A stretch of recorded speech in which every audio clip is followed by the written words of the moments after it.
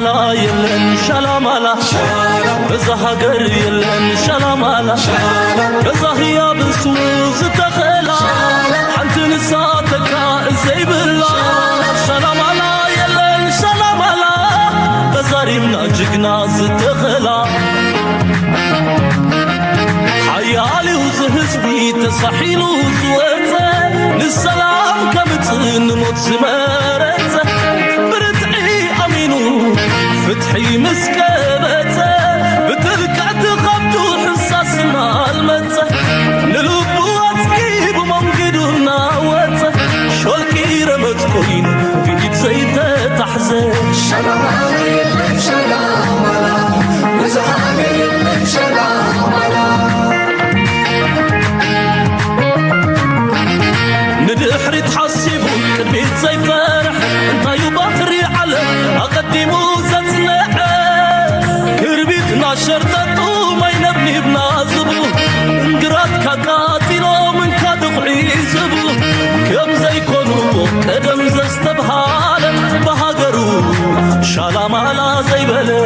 قبناتات شرحي زقاله تسقم نديدو ستابعه صدفو مخصقرو زي سقه ناي حدنتك نافات زتنحه ناتنت كدلي روحونا غابته عبسط انت مسرح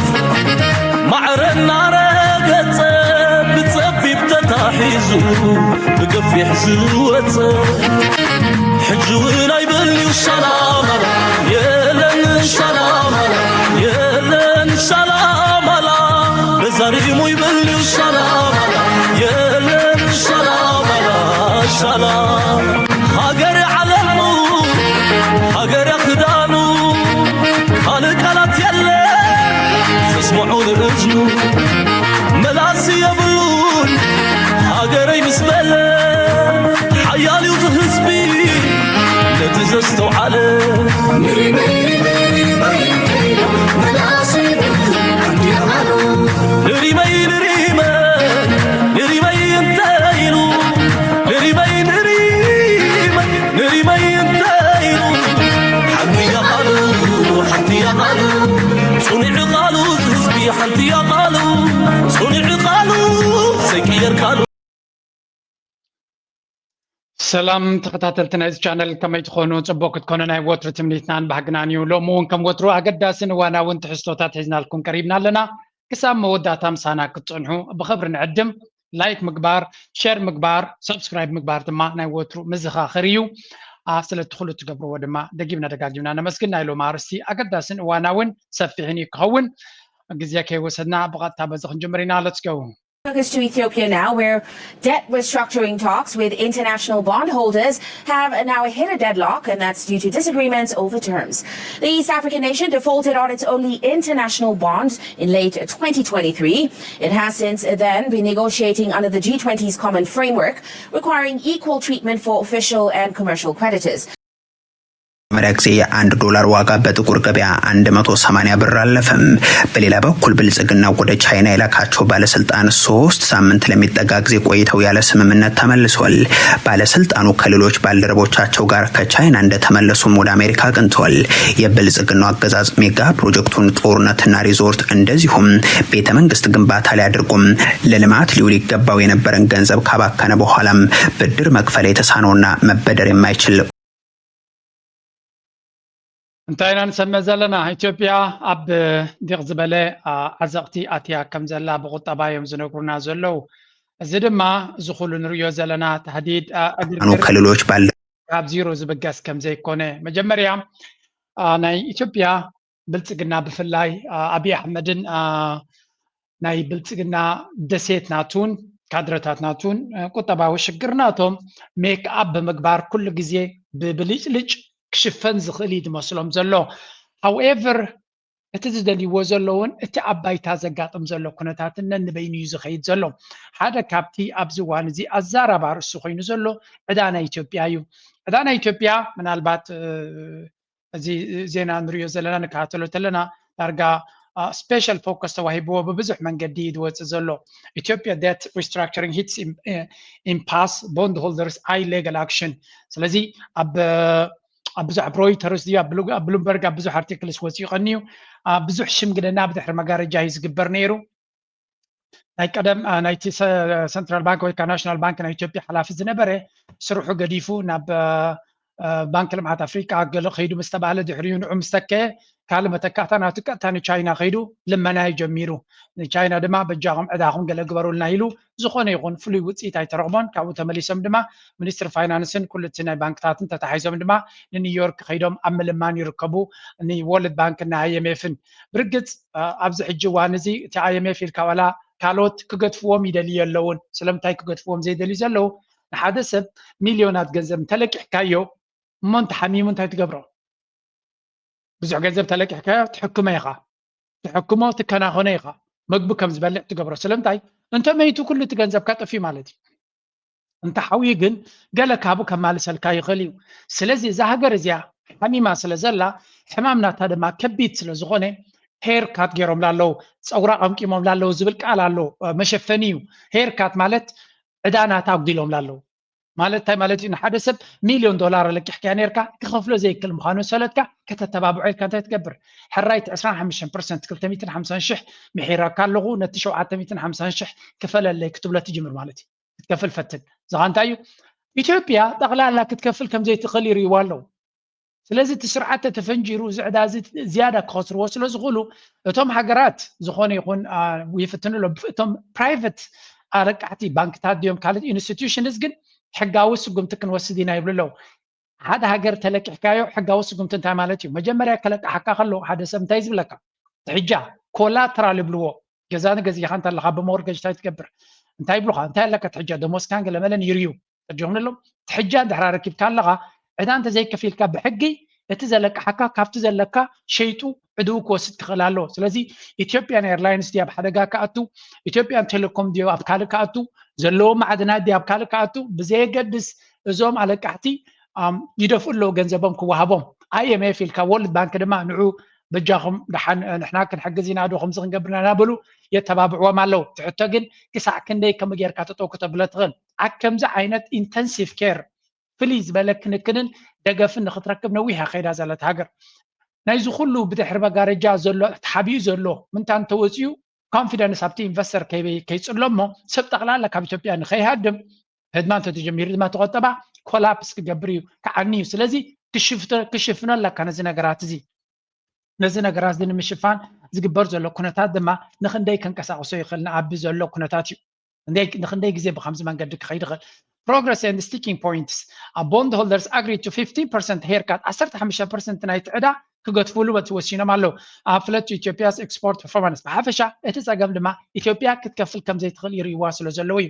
ኢትዮጵያስ negotiators and bondholders over its 1 billion international bondholders have stalled talks ስለዚ ንነዊሕ እዋን በዚ G20 G10 common framework ብዝበሃል ኢትዮጵያን ከማ ዝኣመሰለ ሃገራትን ክንሕግዝ ኣለና ተባሂሉ ንነዊሕ ይኸይዱ talks broke down due to the lack of transparency around terms offered to official creditors, especially China, which holds nearly 25% of Ethiopia's 31 billion Ethiopian debt. ስለዚ 31 billion debt. China ትዛዓቢ ዕዳ ዘለዋ ያብቲ ከባቢ 25% ናይ ዕዳ ናይ ኢትዮጵያ ናይ ቻይና እዩ ቻይና ግን መንግስቲ እዩ ኣካይድ ኣለዎ ከም ኮርፖሬሽን ስለዘይኮነ ብካልእ መደቃቐሲ እውን ይፍትን ኣሎ እቲ ንኣብነት ጋዝ ረኺብናዮ ዝበሃል ዘሎ ዝዓበየ ክፋል ንቻይና ይክኸውን ከምኡ ድማ ቦንድ ሆልደር ኮሚቲ ኢንክሉዲንግ ሞርጋን ስቴንሊ ካምፓኒ እዚ ፍራንክሊን ቴምፕልተን ቪአር ካፒታል ቀለ ዝበሃሉ ኢዝ ናው ኮንሲደሪንግ ሌጋል ኣክሽን እቲኦም ካልኦት ካምፓኒታት ዝኣመሰሉ ኣለቃሕቲ ግን ብሕጋዊ መንገዲ ክኸዱ ይሓስቡን ይደፍኡ ከም ዘለዉ ኢና ንርኢ ዘለና እንታይ ይኽእል ብሮደር ኢምፕሊኬሽን እንታይ ፅልዋ ከምፅእ ይኽእል እዚ ይብሉ ኣለዉ ሕጂ The impasse highlights flaws in the common framework, which critics say lax enforcement over private creditors. IMF welcomed the partial progress under continued dialogue. Ethiopia's export earnings hit a record 8.3 billion, far exceeding IMF projects. ዝጂ ንሪኦ ዘለና ብምሉ ኢትዮጵያ ኤክስፖርት ናታ ፅቡቅ ከም ዘሎ ዝብል ዘረባ ኣለዎ ሓሶት ግን እዚ إذا حق نير تزغون إثيوبيا مور إكسبورت تقبر نير أنت تخون ونوّز أي شرف رخيبة عدا كتكفل مخالد بو منصر دما إذن نزارة بلو زلنا ناي ديت كرايسيس ويكا ناي عدا بأس أما يتفتر حدا هاجر من أتاوناتو نعبي خيد انتلو then there shouldn't be a problem نعدانا تختفل ጽቡቕ ደመወዝ እንተለካ ዕዳኻ ንክትከፍል ሽግር የብልካ ዕዳኻ ማሲኻ ምኽፋል ሽግር ዘጋጥመካ ኣታዊ እንተዘይብልካ ወይ እውን ምንጭ ኣታዊኻ እናነቐፀ እንድሕር ኸይዱ ስለዚ ድሽተይ ተመሊስና ክልተ ነገራት ንስማዕ እሞ ሓደ ኤክስፐርት እውን ይሕተት እዩ ኣብዚ ጉዳይ bondholders hinges on whether to reduce the principal amount known as a haircut. Bondholders, of course, proposed a value recovery instrument to essentially recoup losses through Ethiopia's export performance. But those talks have stalled. The bondholder committee says it is now weighing legal action. The defaulted bond at the center of the negotiations fell 1 cent to the dollar following Tuesday's statements, although it still remains close to its highest price level. ብሓፈሻ ከም ንሪኦ ዘለና ናይ ኢትዮጵያ ኩነታት ናይ ቁጠባ ኣብ ሓደጋ ከም ዘሎን ኩሉ እዚ ንሪኦ ዘለና ኩነታት ናይ በለጭለጭ ድማ ብዙሕ ፍረ የምፅእ ከም ዘየለ መብዛሕትኡ ጅምቦ ጃርጎን ይበቃ ብላብላ እዩ እቲ ዘረባ ንሰምዖ ዘለና ምክንያቱ ኣብ ሪያሊቲ እዚ ኩነታት እዚ ኢትዮጵያ ክትፈትሖ እዩ ዝሓሸ ነይሩ ክትፈትሖ እዩ ዘለካ ከምዚ ዓይነት ንኢንቨስተር ኮንፊደንስ ዓብ ፅልዋ እዩ ዝፈጥር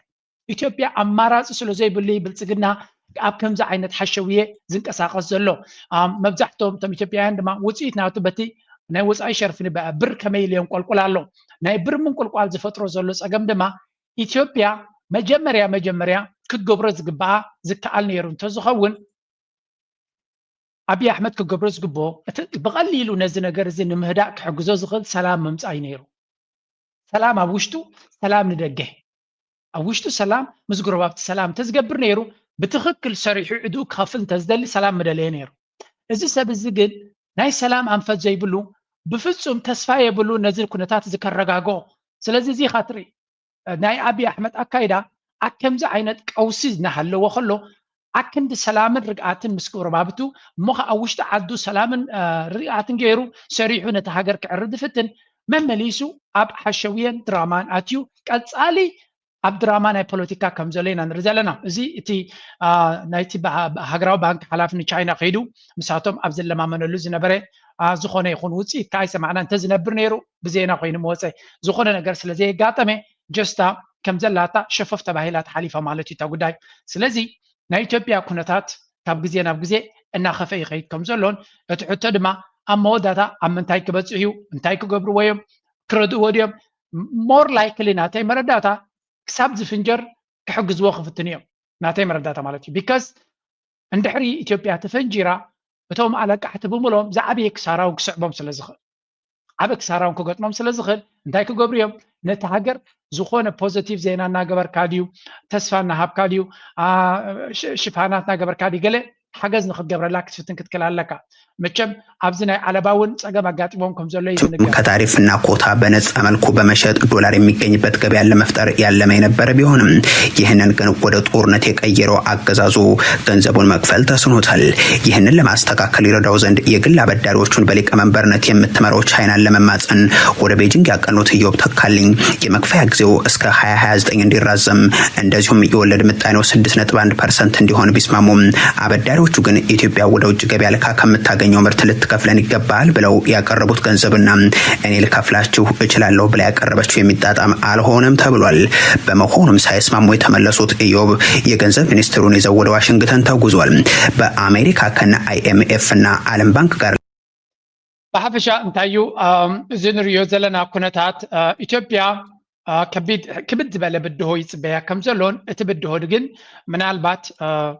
ንኣብነት ዲጋ ወዲናት ህዳሴ ግድብ ተወዲዩ ናይ ጋዝ ፋብሪካ ተገይሩ ከምዚ ናይ ማዕድናት ናይ ድኽዒ እውን ንገብር ኣለና ገለ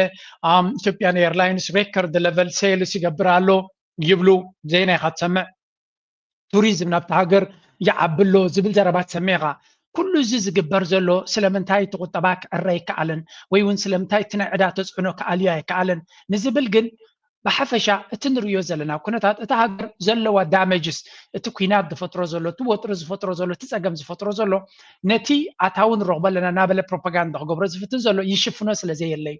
በሐፈሻ ሓደ ከም ኢትዮጵያ ዝኣመሰለ ከምዚ ዓይነት ቀውሲ ናይ ኩናትን ዕግርግርን ዝነብር ዘሎ ሃገር ንክቕፅል ምኽኣሉ ከማን ተኣምር ኢና ንብሎ ዘለና ተኣምር እዩ ምክንያቱ ከምዚ ዓይነት ፖለቲካዊ ተርበለንስ ወይ እውን ምንቅጥቃጥ ልክዕ ከምዛ ነፋሪት ክትከይድ ከላ ወለቕ ዘለቕ ክትብል ከላ بسلام كتعلم دي يتعلمني الكات سك عد فترة لك بزوج زياد ما بسلامنا يتعلمني هذا بحال معناته تربل نسك عب خلو نورمال نفاريت ولا غزلا كتب لي بالله ولا غزلا ندحري لا حدا قال له مالتي حدا قال ما بزوج زي ناب حماق زخيدي كم خقاتمي يبلو ስለዚህ ኢትዮጵያ ካብዝ ወላ غزلا كد حندي አይتدحنن ናይ ግዜ ሕቶ ንግዜ ንገጥፎ ከሆን ከሎም ንሕና ንሪዮ ዘለና ግን ንሳቶም ናባና ገጾም ፍጹም ዕረፍቲ ከም ዘይብሎም አብይ አሕመድ ቀጻሊ ፕሮፓጋንዳ ናቱ ነዚ ይመስል የቀይ ባህር ጉዳይ በደንብ ንግግር ያስፈልገዋል። አንናገረውም አናነሳውም ለግጭት ነው እንደዛ አይደለም። ግጭት የሚባል እኛ አንፈልግም ግን እናነሳዋለን። ሁለተኛው አባይ ነው። ሶስተኛው አጠቃላይ አፍሪካ ቀንድ ነው። የውሃ እውነታ የሀገራችን ደግሞ ሁኔታ እንዴት ይታያል? ውሃና ኢትዮጵያ እንዴት ይታያሉ ያላችሁ እንደሆነ ኢትዮጵያ ማለት በውሃ የተከበበች ደሴት ነገር ግን ውሃ የሚጠማት ሕጂ እዚ ሰብ እዚ ዳርጋ ኣብዚያ ቪድዮ እዚኣ ክልተ ዓመት ዝገበረት እያ ከም ብሓድሽ እቲ ሃገራዊ ደለ ቴሌቭዥን መዓልታዊ እናወቃቀተ የውርዳ ኣሎ ሳክት ኣይኮነን ዕላማ ስለ ዘለዎም ኣጀንዳ ስለ ዘለዎም ብተደጋጋሚ የውርድዋ ኣለው ንምንታይ እዩ ከምኡ ተደልዩ ዘሎ ምናልባት እቲ ኩነታት ከም ንሪኦ ዘለና ኢትዮጵያ ብማይ ዝተኸበበት እያ ገለገለ ይብሉ እዚ ጉዳይ ብፍላይ ምስ ግብፂ ዝተሓሓዝ ክኸውን ይኽእል እዩ ጉዳይ ምስ ግብፂ ዘለዎም ሽግር እናባእሰ ይኸይድ ስለ ዘሎ ሕቶ ናይ ግብፂ ማይ ካባኻ ዝደልዩ ካልኦት ክኾኑ ከለዉ ምስቶም ማይ ትህቦም ዘለኻ ዲል ክትገብር ኣለካ this is not our problem ንሕና ኤርትራውያን ካባኹም ማይ ኣይንደልን ኢና ካባኹም ንፋስ እውን ኣይንደልን ኢና ኣምላኽ ንዓና ዝኣክል ይብልና ኣሎ ምናልባት ኣምላኽ ስለ ዝፈትወና እዩ ካብ ኢትዮጵያ ዝመፅእ ነገር ዘይብልና ሓመድ የብልና ወላ ጅን ዕፍሪት የብልና ኤርትራ ብዓብዩ ነፍሱ ዝኻለ ሃገር እዩ ኣይኮነን እዚ ናቶም ተሃዲድን ጅን ዕፍሪትን ኣብ ኤርትራ ሓንቲ ክሪያ ፅናዕኩ ንሕና ማይ ናትና ከማን ክንጥቀም ኣይከኣልናን ዘለና እዚ ሩባጋሽ ኢሎም እዮም ኣውፅኦሞ look at this ክንዲዚ ማይና ንሱዳን ንሰዲ ዘለና ንባዓልና ከምዚ ዓይነት ብዓንሰባ ከምኡ ዓይነት ክንደይ ማያት ናብ ካልእ ሃገር ይኸይድ ኣሎ ኣብ ካልእ ከምኡ ስለዚ ኤርትራ ብዙሕ ማይ ኣለዋ ክትሕዞ እንድሕር ክኢላ ካባኻትኩም ንልምነሉ ማይ የለን ከምቲ ልክዕ ንስኻትኩም ፍሬሽ ማይ ኣለና ኢልኩም ትዛረቦ ናትና እውን ካብ ኣባጅጎ ይቀጥታ ዝመፅእ ካብ ኣባጅጎ ዝመፅእ ኣለና መይቢ ንምሉእ ዓመት ዝውሕዝ የብልናን ግን ኣብቲ ክረማት ግዜ እኹል ክረማት ስለ ዘለና ብዙሕ ማይ ዘለና ካብዚ ሕጂ ጌርናዮ ዘለና ዲጋታት ዝበፅሐ ክንገብር ንኽእል ኢና ንኤርትራ ድማ ናይ ማይ ፀገም ክህልዋ ኣይክእልኒ ከመይ ጌርና ነቲ ዘለና መሊስና ነስፍሖ እዩ ስለዚ እቲ ናይ ማይካ ኣጀንዳ ምንነ ወኬን ኣብ ካልኦትካ ተጠቀመሉ ኤርትራ ናይ ማይ ፀገም የብላን ወላ ናይ ካልእ ፀገም የብላን ኩሉ እቲ ንሕርሻ ድዩ ገለ ዘድሊ ኤርትራ ባዕላ ክትገብሮ ትኽእል እያ ምናልባት ሕጂ ዘለናዮ መድረኽ ምስ ከምኡታት ስለ ዘይሕግዘና ዘሎ እገዳ ብርእሲ እገዳ ምስ ዝዕፅዋ ምስቲ ወታደራዊ ፀገማት ዝመፀና ፈተናታት እቲ ዝተፈላለዩ ሓይልታት ዘጓጥጡልና እሱ ፀገም ስለ ዘሎ እምበር ኤርትራ ብተፈጥሮ ፀገም ዘለዋ ኣይኮነትን ሓደ 200 ኪሎ ሜትር ዝንውሓት ኣፍ ደገ ባሕሪ ኣለና ህዝብናሲ ዳርጋ ኣብ ሶምን ፍርቂ ናይቲ ሶምን ዓሳ እናበልዐ ክሓልፎ ዝኽእል እዩ ምስ ግዜ ፋብሪካታት ምስ ገበርና ዓሳ እቲ ዝሓሰረ ክኸውን ዘሎ ኣብ ኤርትራ ድጎማ ክግበረሉ ኣሎ ኣብ ኤርትራ ኤርትራዊ ዓሳ ኩሉ ግዜ ክምገብ ይኽእል እዩ ኣብ ልዕሊኡ ሕርሻታት ናትና ጋሽ ባርካ በዚ ዘለና ዲጋታት ጥራይ ኣብ ጋሽ ባርካ ጥራይ ኩሉ እቲ ካልእ ሕርሻ ገዲፍና ኣብ ጋሽ ባርካ ጥራይ ሓሪስና ክንነብር ንኽእል ሃገር ኢና ስለዚ ኤርትራ ኩሉ ዘድልየ ኣምላኽ ሂብዋ ኣሎ ኣዝዩ ውሕድ ህዝቢ ድማ እዩ ዘለዋ ስለዚ ከመይ ጌርና ኣብ ነፍስና ፎከስ ጌርና ነቲ ዘድልየና ንኸይድ እዩ ንሶም ግን ኣብ ዘለኩም ናልኩም እዚ ቅድሚ ሕጂ ዘቆጣዓና ዝነበረ እዩ ብዝስምዕዎ ትላት አይሰራም ኔቸር እንደዛ አይልም ይሄ ደግሞ አባይ ነው ኢትዮጵያ ማለት እዚህ ውስጥ ነው ያለችው ይሄኛው ውሃ ይመለከትሻል ይሄኛው ውሃ አይመለከትሽም ብትላት አይሰራም ኔቸር እንደዛ አይልም ከኢትዮጵያ ጋር እዚህ ጋር ኤርትራ አለች በዚህኛውም ያገባታል በዚህኛውም ያገባታል እዚህ anyway እቲ ዘረባ እቲ ቅድሚ ሕጂ ዝነበረ እዩ አይ ቲንክ ንዑት ምልከት ሓንቲ ቪድዮ ብዚያ ውፅኦማ ነይሩ ስምዑ አስከ ብዙ ነው ያለንበት መከራ ጥልቅ ነው ቤት ችግር ነው ምግብ ችግር ነው ውሃ ችግር ነው መብራት ችግር ነው በጣም ብዙ ችግር አለበት ተመልከት የሚያረጋው ተመልከት ለባዶ ኩራት ስንዴ የለመኑ ኩራት ሽንት ቤት የማይጠቀም ዜጋ በየከተማው የሚጸዳዳ ዜጋ ይዞ ኩራት አያዋጣም አንድ ፖሊጁ እብድ ሆነ ትናንት ጀስቲስ ሚኒስትሪ ዲፓርትመንት ወጣ አገር ስትቀውጥ የነበርክ የታለ ዛሬ የታለ የምንም ብሄር ሁን የምንም ብሄር ለህዝብ ድምጽውን አይወጣም እስካሁን የነበረው ኢትዮጵያን ማልበስ ነው ቀጥለን አፍሪካን ማልበስ ዓለምን ማልበስ ግን አጀንዳ ማድረግ አለብን አይ ዕውቀት እውቀት እኔ ግን አንተ ምትለውን ቁጭ ብለው ለሚሰሙ ሰዎች አዘንኩላቸው። ደግሞ እኮ ማስታወሻ ይወስዳሉ። ናይ በሐቂ ዛና መጀመሪያ ስምዕዋ የኛ ችግር ብዙ ነው። ያለንበት መከራ ጥልቅ ነው። ቤት ችግር ነው፣ ምግብ ችግር ነው፣ ውሃ ችግር ነው፣ መብራት ችግር ነው። በጣም ብዙ ችግር አለበት። ተመልከት፣ የሚያረጋውን ተመልከት። ተጸሊሊ ዝብል ዘሎ ንሕና ህይወትና ኩሉ ከቢድ ዝብል ዘሎ you're right and you're not making it easier. ካብታ ዘላታ ክበድ ግን መሊስካ ክበድ ኢኻ ትውስኸሎም ዘላ ናይ ኢትዮጵያ ህዝቢ ሲ ንስኻ ካብ ትመጽእ መይ ብጽርግያ ሰሪሕካ ክትሉ ትኽእል ወይ ገለ ጌርካ ነቲ ተራ ህዝቢ ኣብ መነባብሩ ዌልቢንግ ናቱ ተለውጥ ምጽኻሉ ሓደ ግዜ አብይ አሕመድ አክንዳይ አክበይ ዝበለ ምቾት ከም ዝነብር ምንታይ ኢኻ ትፈልጥ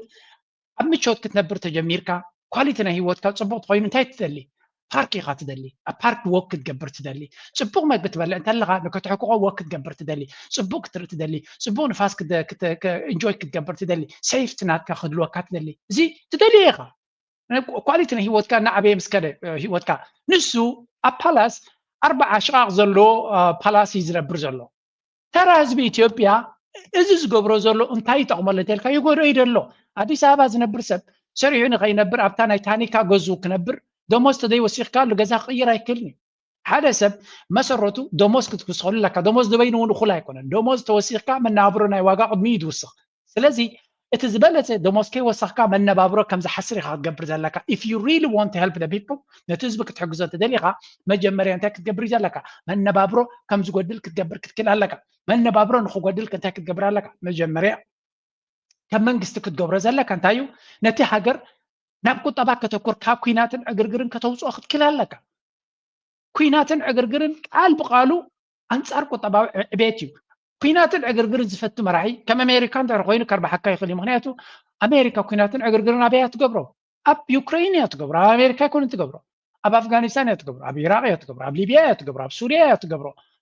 ኣብ ጋዛ እያ ትገብሮ ኣብ ውሽጢ ዓድና ኣይኮነ ዝገብሮ ዲስ ዳሚ እዚ ሰብ እዚ ግን ኣብ ዓዲ ዝገብሮ ዘሎ እቲ ኩናት ንዓዲ ዘቃፅል ዘሎ ንህዝቢ ዘቃፅል ዘሎ and no wonder ንህዝብኻ ተቃፅል እንተለኻ እንታይ ከጋጥመካ እዩ of course ህዝብኻ ተቃፅል እንተለኻ ህዝብኻ ድማ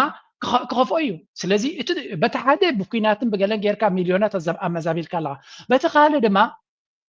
ኣክንዲ ንመነባብሩ ዝሕግዝ ፕሮጀክታት ትገብረሉ እንታይ ትገብር ኣለኻ ንመነባብሩ ዘኽፍእ ንመነባብሩ ዘኽብድ ምናልባት ንዓቢ ግን በሊ ይጠቕሞም እተን ገይርዎን ዘሎ ስራሓት ኩለን ተሪኹመን ቱሪዝም እየን ቱሪዝም እንታይ ሒዙ ዝመፅእ ገንዘብ ሒዙ ዝመፅእ እተን ገንዘብ ሒዝካ ድማ ብረት ገዚእኻ ዲኻ ገለ ጌርካ ነታ ፕሮጀክት ነትካ ፋንታዚ ናትካ ንክትቅፅላ ይሕግዘካ እዩ ብዛዕባ ህዝቢ እንተዘይ ተገዲስካ በዚ ኮይኑ በቲ ናይ ኣቢ ኣተሓሳስባ ፍልይ ዝበለ እዩ ንክንደይ ከተቆፅለ እያ ስለምንታይ ኣብ ስልጣን ኣሎ ድማ ነቶም ሰብ ሃብቲ እቲ ዝበለፀ ሰብ ስለ ዝኾነ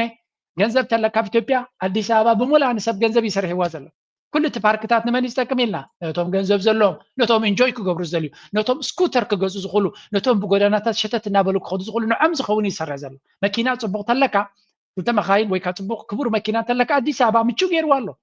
ንሂርካ ንክትከደሉ ትኽእል ብእግርኻ ወክ ክትገብረሉ ንተራ ህዝቢ ግን እዚ ዝውክሎ ኣይኮነን ስለዚ at the end of the day ናይ ህዝቢ ምልዓዓል ከጋጥም ከም ዝኽእል ንዑ ድማ እቲ ናይ ህዝቢ ምልዓዓል ድማ እቲ ኣብ መወዳእታ ንዓቢ ክብድሆ ዝኽእል እዩ የግዳስ ንሱ ከምታ ንብላ ዘለና ተመሊሱ ኣብታ ጉዳይ ናይ ባሕሪ ነቒፁ ዘሎ አባይ እኮ እኛ ድንበር ውስጥ በእኛ ገንዘብ የሰው ውሃ ሳነካ ቀይ ባህርን እንዴት እንዳጣ ነው ከላይ ጀምረህ እንትኑን ስናየው ምን ያህል ሳፖታጅ እንደነበረ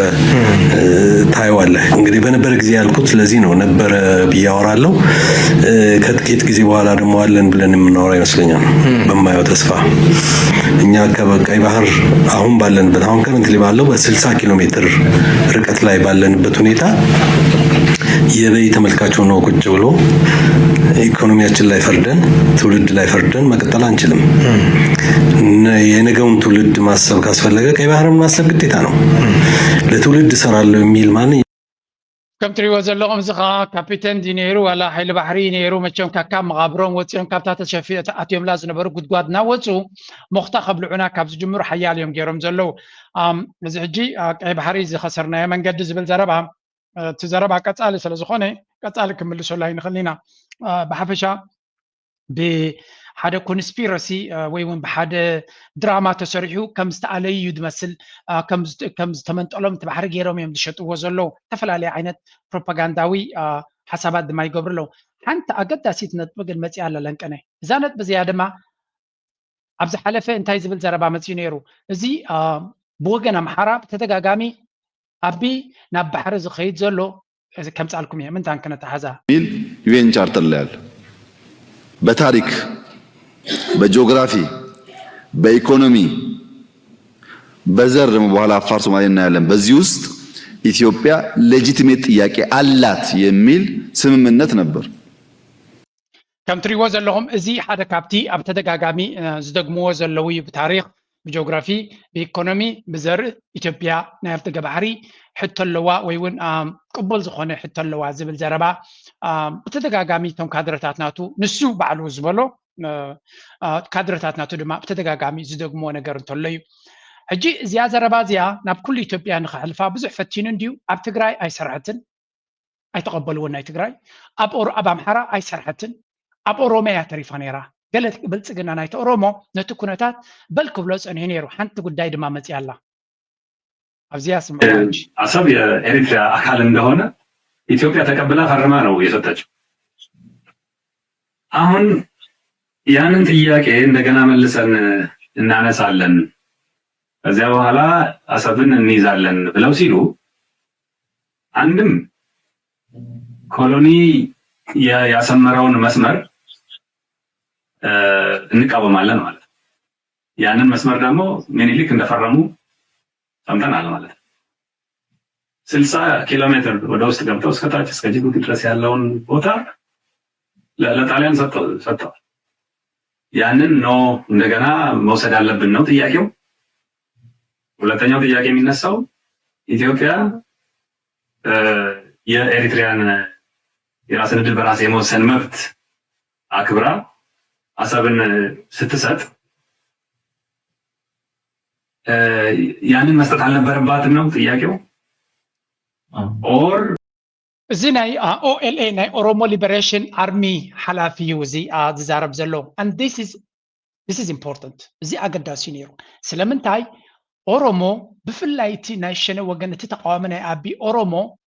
እንታይ እዩ መርገፅናቱ ኣብዚ ጉዳይ ናይ ኣፍደገ ባሕሪ ኣብ ኣንቂድዎ ዘሎ ሓሳብ ኣገዳሲ ነይሩ ምክንያቱ at the end of the day ኣቢ ኣብ ኦሮሞ ክሕባእ ድያ ይሕባእን እዚኣ ኣገዳሲት ነጥብያ ነይራ ንሱ ድማ እንታይ ይብላ ኣሎ ቅድሜና ዝነበሩ መራሕቲ ንኢትዮጵያ ዝመስረቱ መራሕቲ ዝፈረምሉ ጉዳይ ንሕና ድሕሪት ተመሊስና ክንዛረበሉ ኣይንኽእልን ኢና ወይ እውን ንጉዳይ ኤርትራ ጥራይ ዘይኮነስ ንቻርተር ናይ ሕቡራት ሃገራት ከምኡ ቻርተር ናይ ሕብረት ኣፍሪካ ከነፍርሶ ክንክእል ኣለና ኮሎኒያል ባውንደሪስ እንድሕር ክትቅበል ኮንካ ምኒልክ ምስ ጣልያን ተዘራሪቡ ኣፍደገ ባሕሪ ወይ እውን ዶብ ናይ ኢትዮጵያ ካብ ባሕሪ ክንደይ ክኸውን ከም ዘለዎ ተዘራሪቡ ዝተፈራረመሉን ዝወድኦን ምዕራፍ ሓደ እዚ ኸ መሰረት ወይ እውን ካብቲ ሳክሮሳንክት ዝበሃል መትከላት ናይ ሕብረት ኣፍሪካ ድሒሩ ድማ ሉላውነት ናይ ኤርትራ ክወፅእ ከሎ ሽዑ ዝነበረ መንግስቲ ነቲ ሉላውነት ናይ ኤርትራ መሰረት ርእሰ ውሳነ ናይ ኤርትራ ኣኽቢሩ ኣፍልጦ ዝሃባ ንሱ ዲና ክንግንፅል ዝሕሰብ ዘሎ እንታይ እቲ ዕላማ ስለዚ ብኩሉ መዳይ ክሪኦ ከሎ ብዓለም ለኻዊ ሕጊ ክትንከፍ ዘይክእል ነጥቢ ስለ ዝኾነ ዝትንከፍ ዘሎ ነዚ ዝትንከፍ ዘሎ ኣብይ ኣሕመድ ኣንፃሩ ዘረባ የብሉ ፕሮፓጋንዳ ጥራይ ክገብር ዝኽእል ሕጊ ናይ ዓለም ለኻዊ ሕጊ እንድሕር ክትኸብር ኮንካ እሱ ዝብሎ ዘሎ ኩነታት አንጻሩ ክትዛረብ እውን አይክትልኒ ኢኻ ጉልበት አለን ልክ ራሻ ክሬሚያን እንዳደረገችው ወይም ሌሎች ሀገሮች እንደሚያደርጉት አኔክስ አድርገን ይዘን መቀጠል እንችላለን ያ ነው ጥያቄው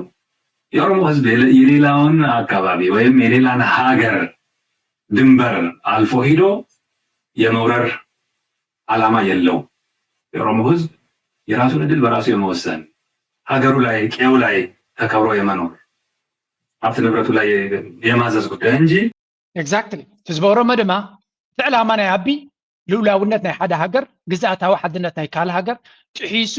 አኔክስ ገይሩ ጎቢጡ ሒዙ ንምጥቃም ዲቲ አጀንዳ ዝኸውን ዘሎ እንታይ እቲ ዕላማ ንሕና ህዝቢ ኦሮሞ ናይ ካልእ ልኡላዊ መሬት ናይ ካልእ ልኡላዊ ባሕሪ ዘሚቱ ሒዙ ክነብር ድሌት የብሉን ንሕና ናይ መሰል ናይ ርእሰ ውሳነ ኣብ ዓድና ሃገርናን ህዝብናን ክንመርሕ ዳ እምበር ናይ ካልኦት ክንጎብጥ ድሌትን ባህግን የብልናን ይብል ኣሎ ስለዚ ህዝቢ ኦሮሞ እንታይ ምዃኑ ድሌቱ እዚኣ ንጽርት ምዃን ኣገዳሲት እያ ስለዚ ኣብይ ኣሕመድ ንኦሮሞ መሕቢ ክጥቀመሉ ይክእልኒ ኣምሓራ ብትክክልኒ ረብሓ ህዝቢ ኣምሓራ ዝቃለስ ዘሎ ፋኖ ኣነ ሲርዩ ሕቶ ናይ ኤርትራ ሕቶ ናይ ባሕሪ ተገለዶ ምስ ኤርትራ ተዘራሪብካ ክኸውን ዝኽእል እምበር ልብላውነት ናይ ኤርትራ ብኣጀንዳ ናይ ኣቢ ክኸውን ዝኽእል ኣይኮነ ኢሎም ኣብዚ ሕጂ ኣነ ከነፅረልኩም ኤርትራዊ ስለ ዝኾንኩ ሸነ እንታይ ይብላ ኣሎ ሎሚ እዚ ኦኤል እንታይ ይብላ ኣሎ ፋኖ እንታይ ይብላ ኣሎ ካብ ቃላቶም ኢና ልቦም እንታይ ይብላ ኣሎ ኣይኮነ ቃላቶም ኢና ንሰምዕ ምክንያቱ ኣብ ዓለም በቃልካ ኢኻ ሓሳባት ናቶም ካልእ ክኸውን ይኽእል ዶ የስ ኦፍ ኮርስ ንሕና እውን ሓሳብና ካልእ ክኸውን ስለ ዝኽእል ስለዚ ኣብዛ ሕጂ መድረክ ዊ ቴክ እዚ ናቶም መርገፂ ኣገዳሲ እዩ ኣብዚ ሕጂ ዘለናዮ ኢትዮጵያ ኣብይ ኣሕመድ አይዞሌትድ ንክኸውን ድማ ወሳኒ ስለ ዝኾነ ቀይ ባህር የኔ ጉዳይ ነው ስለዚህ ቀይ ባህር ሄጄ ሞታለው የሚል ኦሮሞ መኖር የለበትም ከአሁን በፊትም በደርግ ጊዜ ስንት የኦሮሞ ልጅ አንገት ልትቆረጥ ነው በሚል ናሬቲቭ ወይም ፕሮፓጋንዳ የሰሜን ጦርነት ውስጥ ተሳትፎ ስንት ዘመዶቻችንን አጥተናል ምን አተረፉ ምንም የራስህ ያልሆነ አካባቢ ላይ ሄደ የራስህ የሆነ ድንበር ላይ ሄደ መሞት ምን ትርጉም አለ ምን ትርጉም የለው ትችላለህ ወይ ነው ምንድነው አሰብን ይዘህ በኃይል ሰላም አግኝተህ መኖር ትችላለህ ልትጠቀምበት ትችላለህ ወይ እንደ ሀገርስ ብለህ ትጠይቅ ያም እውነት አይሆንም ማለት ነው ስለዚህ ስለ ቀይ ባህር መጠቀም የምትፈልግ ከሆነ ከሌላው ሀገር ወይም ደግሞ ዓለም እንታይ ዝብል ዘሎ ብሕፅር ዝበለ እዚ እንደራ ሕጂ ድብገስ ዘሎ ቅድሚ ሕጂ ዘይተገብረ ወይ ዘይተፈተነ ይኮነን ክንደይ ኦሮሞ ክንደይ መንእሰይ ኦሮሞ ቀይ ባህር ወይ ጎረሮይ እናተባሃለ ጎረሮይ በተኽ እናተባሃለ ከይዱ ክንደይ ብዘይ ሰማዒ ኣውያ ዘይብሉ ከም ዝሃለቐ ንፈልጥ ኢና ክንደይ ተወላዳ ኦሮሞ መንእሰይ ኦሮሞ ሃሊቁ እዩ እንታይ ትርፊ ምፅ ኢልና ናፈይ ሕጂ ኸ ከምኡ ጌርካ ከይድካ ናይ ካልእ ባሕር መንጢልካ ብሰላም ተረጋጊእካ ኣፍ ደገ ባሕር ክትጥቀም ማለት ድዩ ኣይሕሰብን ይሱ ስለዚ አጠቃቀማ ናይ ቀይ ባህር ድሕር ኮይኑ ትሕቶ መገናኘት የምትፈልግ ከሆነ በሌላ አግባብ ነው መሆን የሚገባው የአብይ አህመድ መንግስት ይሄ ጉዳይ የኦሮሞ ጥያቄ እንዳልሆነ ጠንቅቆ ያውቀዋል የቀይ ባህር ጥያቄ የሳውዲ አረቢያና የዩናይትድ አረብ ኤሚሬት ፉክክር ነው የዩናይትድ አረብ ኤሚሬት እና ሳውዲ አረቢያ በረጅም ጊዜ ውስጥ ብሓፈሻ ከም ትሪእዎ ዘለኹም ኣነፂሮም ነዚ ጉዳይ እዚ ኣጀንዳ ናይ ባሕሪ ናይ መን ምዃኑ ፅቡቅ ገይሮም ይገልፅዎ ኣለው ኣብቲ ሚድያ ናይ ኢትዮጵያ ድማ ተደጋጋሚ ክወፅእ ንሪኦ ኣለና ስለዚ ኣፍ ደገ ባሕሪ ኣብይ ኣሕመድ ዝገብሮ ዘሎ ኣጀንዳ ናይ ኢሜሬት ምዃኑን ኢሜሬት ድማ ምስ ግብፂ ተሓላሊኹ ቀይሕ ባሕርን ኮንትሮል ንምግባር ዝገብሮ ዘሎ ፈረስ ናቶም ኮይኑ ዝሰርሖ ዘሎ እምበር እዚ ጉዳይ እዚ ጉዳይ ናይ ኢትዮጵያ እውን ኣይኮነን ስለዚ ኣብዘይ ጉዳይና ንዓና ከርባሓና ዝደሊ ተኮይኑ ከይድና ተዘራሪብና ምስኦም ይህን ኢልና ኢና እምበር ብሓይሊ ክኸውን ዝኽእል ኣይኮነን ኣጀንዳ ናይ ባሕር ናይ ኣቢ ድማ ንኤርትራ ዝምልከት ንኤርትራ ዝትንክፍ ንረብሓ ኢትዮጵያ ወይ እውን ንህዝቢ ኦሮሞ ብዘገልግል መንገዲ ይኮነን ፋኖ ቅድሚ ሕጂ ከማ ኢልዎም ነይሩ ስምዖ ኣብዚ የሚያወራው ለኢትዮጵያ ክብር ለኢትዮጵያ ፍራይድ ኢትዮጵያ ባርበር እንዲኖራት አስቦ እንዳይመስላችሁ አይደለም ዩናይትድ አረብ ኤሚሬት አሰብ ላይ ኢንቨስት አድርጋ ነበር ሻዕቢያ አባሯታል ያንን ቂም በአብይ አህመድ በኩል ልታወራርድ ነው ኤግዛክትሊ እዛ ከም ትሪእዎ ዘለኹም ኣስረስ ዝበሃል ናይ ፋኖ ሓላፊ እዩ ጉዳይ ናይ ቀይ ባሕሪ ወይ እውን ዓሰብ ዝበሃል ዘሎ ናይ ኣብይ ኣሕመድ ንረብሓ ህዝቢ ኢትዮጵያ ወይ እውን ኢትዮጵያ ኢሉ ዝገብሮ ዘሎ ዘይኮነ ታይዳ ኢሜሬት ሻዕቢያ ካብቲ ዓሰብ ትጥቀመሉ ዝነበረት ስለ ዝገለፋ ቂምታ ናታ ብሓይሊ ከተማልስ ገንዘብ ስለ ዘለዎ ንኣቢ ከም ፈረስ ተጠቂማ ንህዝቢ ኢትዮጵያ ድማ መጋበርያ ጌራ ክትገብሮ ትደሊ ዘላ ዳ እምበር ኣጀንዳ የብሉን እንዲስ እንታይ የርእየና ኣሎ ሓደ ነገር ይፍፀም ከም ዘሎ ንርኢ ኣለና እንዲስ ኢዝ ቨሪ ኢምፖርታንት ኣብዚ ሓለፈ ዶክተር መብራህቱ ኢልዋ ዝነበረ ዘረባ ኤሊ ኣብዚ ፅምዶ እዚ ክኣቱ ኣገዳሲ እዩ ምክንያቱ እቲ ፖለቲካ ናይ ኢትዮጵያ ብብሄር ብከባቢ ዝተወደነ ስለ ዝኾነ ናይ ኦሮሞ ሓይሊ ተደኣ ዘይኣትዩ እዚ ዘሎ ናይ ኣምሓራ ሓይሊ ወይ ከዓ እዚ ዘሎ ፅምዶ ኣብ ክልል ኣምሓራ ተደሪቱ ክተርፍ ስለ ዝኽእል ናይ ኦሮሞ ሓይሊ ኣብኡ ክመፅእ ኣድላይ እዩ ኣብነት ኤግዛክትሊ እዚኣ ከም ዝረኣናዮ ኢና ስለዚ ኣብዚ ፅምዶ ዝበሃል ዘሎ ፅምዶ ምስ ተጋሩ ምስ ትግራይ ምስ ዓፋር ሲልት ኮይኑ ለተወዲሎ ምስ ዓፋር ምስ ትግራይ ኦልሬዲ ፍረናቱ ንሪአለና ምስ ኣምሓራ ወይ ከም ምስ ኣምሓራ ፋኖ ድማ ጽምዶ ከም ዘሎ ወላ ብወቅዒ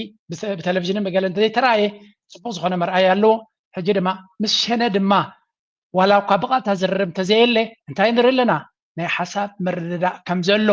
መራሕቲ ናይ OLA ናይ ኦሮሞ ሊበሬሽን ፍሮንት መፂኦም ከምኡ ምዝራቦም ከምኡ ድማ ኣብ ደገ ዘለው ከም በዓል ጀዋር ዝኣመሰሉ ካልኦት ተወለድቲ ናይ ኦሮሞም ተደጋጋሚ ዋላ እውን በዓል ዶክተር መልኪሳ ያ ኩላቶም ክዛረቡ ከለው ኤርትራ ኣብዚ ጉዳይ እዚ ዝኾነ ይኹን ኣሉታዊ ተበግሶ ከም ዘይብላ ኤርትራ ንሉላውነታ ደው ኢላ ዝኾነ ቅስቃሴ ናይ ኩናትን ናይ ሽግርን ከም ዘይብላ ብግምጣሉ ኣብይ ኣሕመድ ኣጀንዳ ደሊና ናብኦም ገጾም ይኸይድ ከም ዘሎ ኤሊት ናይ ኣምሓራ ይኹን ናይ ኦሮሞ ኣብ ደገ ዘሎ ብጉዳይ ናይ ኤርትራ ንጹር ዝኾነ ኩነታት ኢና ንርኢ ዘለና ብፍላይ ነቲ ኣቢ ኣካይዱ ዝቃወም ኤርትራ ዝኾነ ይኹን ኣጀንዳ ከም ዘይብላ ኣብዚ እዋን እዚ ስለዚ እቲ ጽምዶ ዝበሃል ከመይ ኢሉ እናተኣኻኸበ እናተተሓዘ ኣቢ ዝእው ዘሎን ዝሓዝን ዘሎን ካብ ዜሮ ዝተበገሰ ከም ዘይኮነ እዚ ከምዚ ዝንሪዮ ዘለና ዝተኣሳሰረ ጽቡቕ ገይሩ እናተናዳደቐ እናተኣሳሰረ ዝኸይድ ዘሎ ክርኢ ከሎ ብግምጣሉ ድማ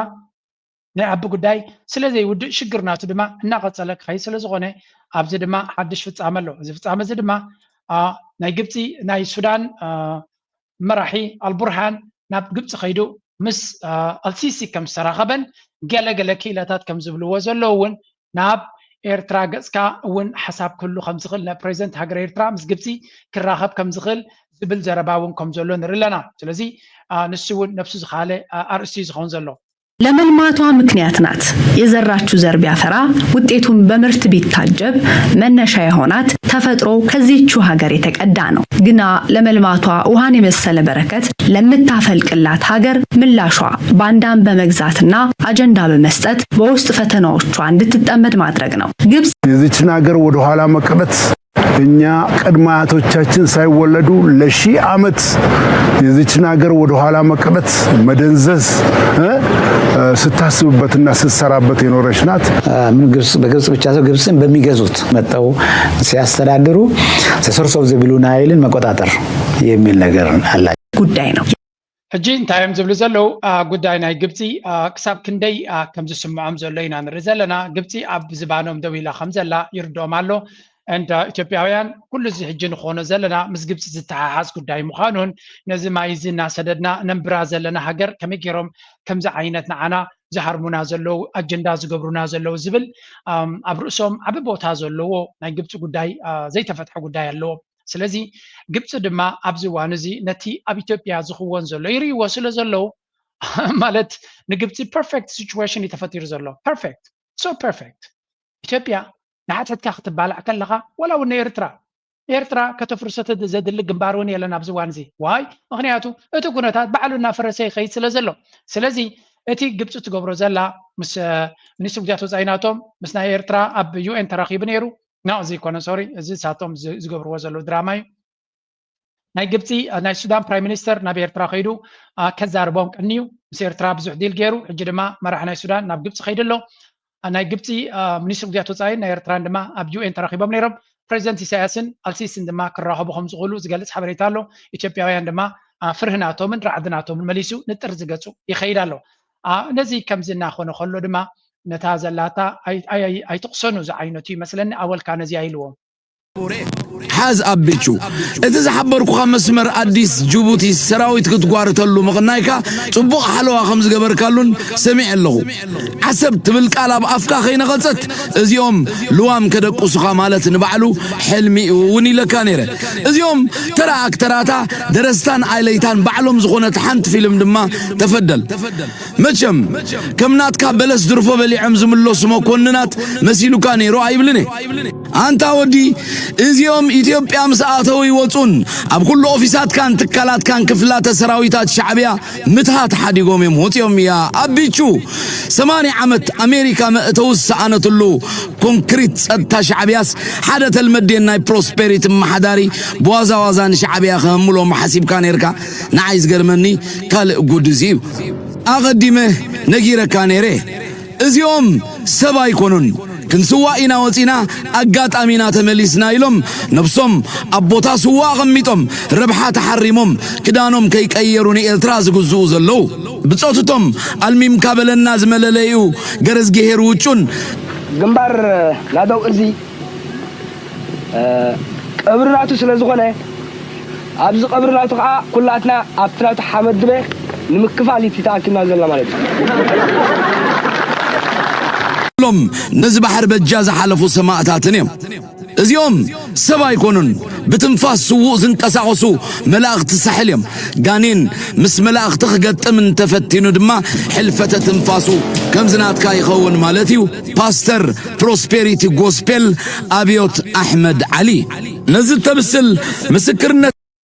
ብሓፈሻ እንታይ ኢና ንርኢ ዘለና ኣወል ስዒድ ክሊር ዝኾነ መግለፂ እዮም ዝክህብ ጀሚሩ ዘሎ ኣብዚ እዋን እዚ ንኣብዪ ኣሕመድ ኤርትራ ብዙሕ ሸለል ክትብሎ ከም ዘይትደሊ ዘላ ነቲ ኩነታት ድማ ኣውያትካ ይኹን ኩሉ ድራማታትካ ከም ከብዲና ፈሊጥና ኣለና ኔክስት ስቴፕ ናትካ እንታይ ከም ዝኾን ፈሊጥና ኣለና ንስኻ ክትገብሮ ትሓስብ ዘለኻ ፈሊጥና ኦልሬዲ ንዑ ዝኾነ ስትራቴጂ ኣለና ዝብል ንጹር ዝኾነ መልእኽቲ እዮም ዘመሓላልፍሉ ዘለዉ ኤርትራ ኣብዚ እዋን እዚ ንኣብዪ ኣሕመድ ብቐረባ የንብብዎ ከም ዘለውን ኩነታት ናቱ ዳርጋ ገለ ካብቲ ብቐጥታ ዝከታተልዎ ዘሎ ኩነታት ምዃኑን ንፈልጠካ ኣለና ጥራይ ዘይኮኑስ ይነግርዎ እውን ኣለዉ ምክንያቱ ዓሻ ስለ ዝኾነ ሚስ ካልኩሌሽን ክገብር ከም ዝኽእል ስለ ዝግምቱ ሄይ ተሓስቦ ዘለኻ ፕላናት ናትካ ንፈልጦ ኢና ብኣወል ገይሮም ድማ ይነግርዎ ኣለዉ ዋች ኣውት ወይክን ማለት ከይተዋጋእና ክንስዕረካ ንኽእል ከይተዋጉ ሻዕብያ ከምዚ ከይተዋጉ ክስዕርዎ ምዃኑ ፈሊጦም ኣለዉ ኣብዪ ኣሕመድ ብዘይውግእ ክሰዓር ዝኽእል መራሒ ምዃኑ ተረዲቦም ኣሎ ግን ከምኡ ምዃኑ ናፈለጣ ዕንደራ ናይ ኩናት ክገብር ዝኽእል ምዃኑ ድማ ተረዲቦም ኣሎ ስለዚ ነቲ ዕንደራ ጠጠው ንኸብልዎ እዩ ተሓሳብ ዝያዳ ግን ንኣቢ ናይ ግዜ ሕቶ ጥራይና ክንቦ ዘለና ምክንያቱ ደረጃ ናይ ዓለም ድማ ከነስተውዕል ኣለና ኣብ ከመይ ኩነታት ኣላ NATO's defense ministers are meeting in Brussels to discuss a response to the threat from Russia. US Secretary of Defense Pete Hegseth is also there. NATO's two newest members, Sweden and Finland, say they will buy more weapons from the US to help arm Ukraine. This after Pete Hegseth's speech outlining his expectation that NATO countries should buy US weapons for the country. So far, nations have committed some $2 billion to US weapons for Kyiv. The meeting follows a series of aerial incursions into NATO territory and ከም ንሪኦ ዘለና ናይ ኔቶ ኮንፈረንስ it's all about business ናይ ኣፅዋር ኣሜሪካ ንግድናታ ትዕቢ ምክንያቱ ኔቶ ዋዕላ ማለት ኔቶ ማለት ንኣሜሪካ መሸጣ ናይ ኣፅዋር ማለት እዩ ካልእ ትርጉም የብሉን ሴኪሪቲ ገለመለ እዮም ዝብልዎ ሽሙ ግን መሸጣ ናይ ኣፅዋር እዩ ልክዕ ከምቲ ናይ ኣፅዋር ካምፓኒታት ዝትርዮም ዘለዎም መራሕቲ ትርዮም ኣለዎም ኣብቲ ባክግራውንድ ዘለዎም መብዛሕቶም ኣፅዋር ዝሸጡ ካምፓኒታት እቲ ዲፈንስ ኮንትራክተርስ ዝበሃል እዮም ኩሎም ኮርፖሬሽንስ ረብሓ ዘለዎም እዩ ስለዚ እዚ ናይ ኣፅዋር ቢዝነስ ክሳብ ዘሎ ዓለምና ሰላም ክትረክብ የልካ ምሕሳብ ፈፂምካ ዘይሕሰብ ነገር እዩ ሰላም ኢዝ መክሰብ የብሉን ሰላም መክሰብ ከም ዘይብሉ ኢና ንርኢ ዘለና ስለምንታይ ካብ ኩናት ዝረብሕ ግጅፍ ክፋል ናይ ቁጠባ ክሳብ ዘሎ ሰላም ምሉእ ሰላም ክህሉ ኢልካ ይፅበን ኢኻ ሓደ ትዛዕበየ ሓደጋ ድማ እዚ እዩ ስለዚ ንኩናት ጥራይና መልመለ ክነብር ዝደሊ ክፋል ናይ ቁጠባ ንፖለቲካ ድማ ተቆፃፂርዎ እንተሎ ኣብ ኤሮጳን ኣሜሪካ ኣብ ዓለምና ሰላም ክህሉ ከቢድ እዩ ምክንያቱ ብዘይ ኩናት ንክነብሩ ከቢድ ስለ ዝኾነ ንዓታቶም ስለዚ እጂ ድማ ኣብ ኣክቲቭ ዝኾነ ኩናት መዓት መክሰብ ይገብሩ ስለ ዘሎ መክሰብ ናቶም ድማ መስደምም ደረጃ በፂሑ ስለ ዘሎ ነዚ ኩናት ወደ ኩናት ኣብ ምፅሕታር መልኩም ኣብ ኔቶ ተኣኪቦም በቃ በልዮም ዝብሉ ዘለዉ ናይ ኣሜሪካ ናይ ዲፈንስ ሰክረታሪ ዝበሃል ዝነበረ ሕጂ ድማ ዲፓርትመንት ኦፍ ዎር ናይ ኩናት ዲፓርትመንት ሓላፊ ፒት ሄግስ ዝበሃል ማለት እዩ ኣብዚ ተሳቲፉ ኣፅዋር ናይ ኣሜሪካ ንምሻጥ ነቶን ሃገራት ያላ ተስለጡ ገንዘብ ኣውሕዝዎ ጥራይ ናብ ኣሜሪካ ገፅኩም ድሕሪኡ እቲ ኩነታት ናይ ዩክሬን ክፍታሕ እዩ ኣብ ዝብል ኢና ንርኢ ዘለና very sad but this is the reality of today and everybody should understand what's going on ኤሮጳ ድማ ብፍጹም ነቲ ኩነታት ጠጠው ንኸብልዎ መደብ የብሎምን ነቲ ኩነታት ንክቕፅልዎ እዩ እቲ መደቦም ዘሎ ወላ ኣብቲ መጋባእያ ኮይኖም ክዛረቡ ከለዉ መጀመርያ ነዚ ንስማዕ እዩ Ursula von der Leyen, the President of the European Commission, myself, the relevant commissioners, including Kubilius and of course Kaja Kallas and the others, we are all making sure that we make use of the strengths of the two organizations. And NATO is good at the hearts there. Uniforms that can't be identified. ስለዚ እንታይ እዮም ዝብሉ ዘለዉ ኤሮጳ እዚኦም እዮም ንኣብዪ ኣሕመድ ከትሕንዎ ዝሓስብ ዘሎ ር ሪሊ ናይ ኩናት ሙድ ሒዝዎም ዘሎ ኤቭሪቲንግ ኢዝ ኣባት ዎር ኩናት ከመይ ጌርካ ትዳሎ ንራሻ ከመይ ጌርካ ትስዕር ከመይ ጌርካ ወታደራዊ ዓቕሚ ናይ ኤሮጳ ትሕይሎ በቃ እቲ ዲቤት ኣብ ኤሮፓ ዘሎ it's all about war በቃ ንኩናትን ንካልእን ዘነሃህር ዳምበር ናብ ሰላም ክወስድ ዝኽእል ኩነታት ንርኢ ኣለና ኣብ ኤሮፓ መቸም ኤሮፓ ኣብሶሉት ሰላም ኣስተማቒራ ዝሓለፈ ካብ ብፍላይ ካብ 1990 ክሳብ 2020 ን30 ዓመት ነው ን30 ዓመት ኣብሶሉት ሰላም ኣስተማቒራ ኤሮፓ ካብ 22 እቲ ኩናት ናይ ዩክሬን ካብ ዝጅምር ግን እቲ ሰላም እቲ ሕልሚ ኮይኑ ዝነበረ ይመስሎምኒ ዘሎ ስለዚ ኣብ ኤሮፓ ዘለኻ ካብቶም መራሕቲ ሰሚዕካ ከተስተውዕል ኣለካ each of you for your personal efforts, for your contributions of your nations, for our mutual unity, for strengthening. Thank you. In a few months, European investment in defense for Ukraine has increased significantly. Now, of course, the United States will do our part, but Europeans must continue to take primary responsibility for the conventional defense of the continent. Now, as we have before, we're going to continue to constructively remind our allies of all of our Article 3 obligations. Article 3 of NATO states, by means of continuous and effective self-help and mutual aid, allies will maintain and develop their individual and collective capacity to resist armed attack. ብሓፈሻ እንታይ እዮም ዝብሉ ዘሎ ኣሜሪካ ንሕና ብዙሕ ገንዘብ ኣብ ኣፅዋር ኢንቨስት ንገብር ኣለና ከባቢ 1 ትሪልዮን ስለዚ ነፍሲ ወከፍኩም ድማ ከምኡ ክትገብሩ ኣለኩም ምክንያቱ ኣርቲክል 5 ናይ ኔቶ ንሓንቲ ሃገር ዝሃረመ ኩለን ሃገራት ክሕግዛ እየን ክበሃል ከሎ ኣርቲክል 3 እንተማሊእካ ጥራይ ዝብሎም ዘሎ ኣርቲክል ቁጥር 3 ድማ ነፍሲ ወከፍ ሃገር ዝኣክል ወታደራዊ ምድላዋት ዝኣክል ወታደራዊ ዓቕሚ ኣፅዋር ክህልዎ ኣሎ እዚ ማለት ድማ ኣፅዋር ዘፍሪ ካምፓኒ ኣብ ኤሮፓ የለን ብቁዕ ኣፅዋር ነፈርቲ ዲ ካልእ ተዓበይቲ መሳርሒታት ኣብ ኣሜሪካ ጥራይ ዘሎ ስለዚ ናይ ኔቶ ኣባል ኮይንካ ድማ ካብ ኣሜሪካ ወፃኢ ክትገዛ ኣይትኽእልኒ ኢኻ ብኻልእ ኣዘራርባ ከመይ ጌርካ ኩሉ እቲ ገንዘብ ናይ ኤሮፓ ናብ ኣሜሪካ ተምፅኦ ይትገይም ስለዚ ኣሜሪካ ሱፐር ፓወር ኮይና ንክትቅፅል ንኤሮፓ በጃ ክትገብራ ክትክእል ኣለዋ ገንሸል ክትገብራ ክትክእል ኣለዋ ገንሸል ንምግባራ ድማ ፀገም የብላን ኩሉ ዝንሪኦ ዘለና ናብኡ ዝወስድ እዩ የግዳስ ኣሜሪካ ኣር ኳይት ናይ ኣሜሪካ ነገር ከቢድ እዩ ኣሜሪካ ንኤሮፓ በጃ ገይራ ዕድመ ስልጣና ከተናውሕ ትደልላ ክንብል ከለና ንኻልኦት ሃገራት ትምሕር ማለት ኣይኮነትን ንቻይና ንምውዳቅ ትጥቀመሉ ዘላ ድማ ክንርኢና እዚ ንፑቲን ንምድኻም ንፑቲን ንምውዳቅ ዝግበር ዘሎ ኣካይዳ ክኾን ከሎ ኩሉ እቲ ኔቶ ኩሉ እቲ ኤሮፓ ኩሉ ብሓደ ኮይኑ ከመይ ጌርካ ንራሻ ኣብ ዩክሬን ትስዕራ ጥራይ ዘይኮነስ ጠቕላላ እንተተኻኢሉ ነታ ራሻ ፋሕብትን ክትእትወላ እንተዘየለ ድማ ኮንቴይን ክትገብራ እዩ ዕላማ ንቻይና ድማ ነቶም ካልኦት ሃገራት ተጠቂምካ እዩ ዝበሃል ዘሎ Donald Trump loves leverage. More than closing deals, he likes controlling the terms. And Trump has a big test coming up with China. The trade war is escalating. Both sides are ramping up tariffs and building pressure. And this is happening just days before a possible meeting between Donald Trump and Xi Jinping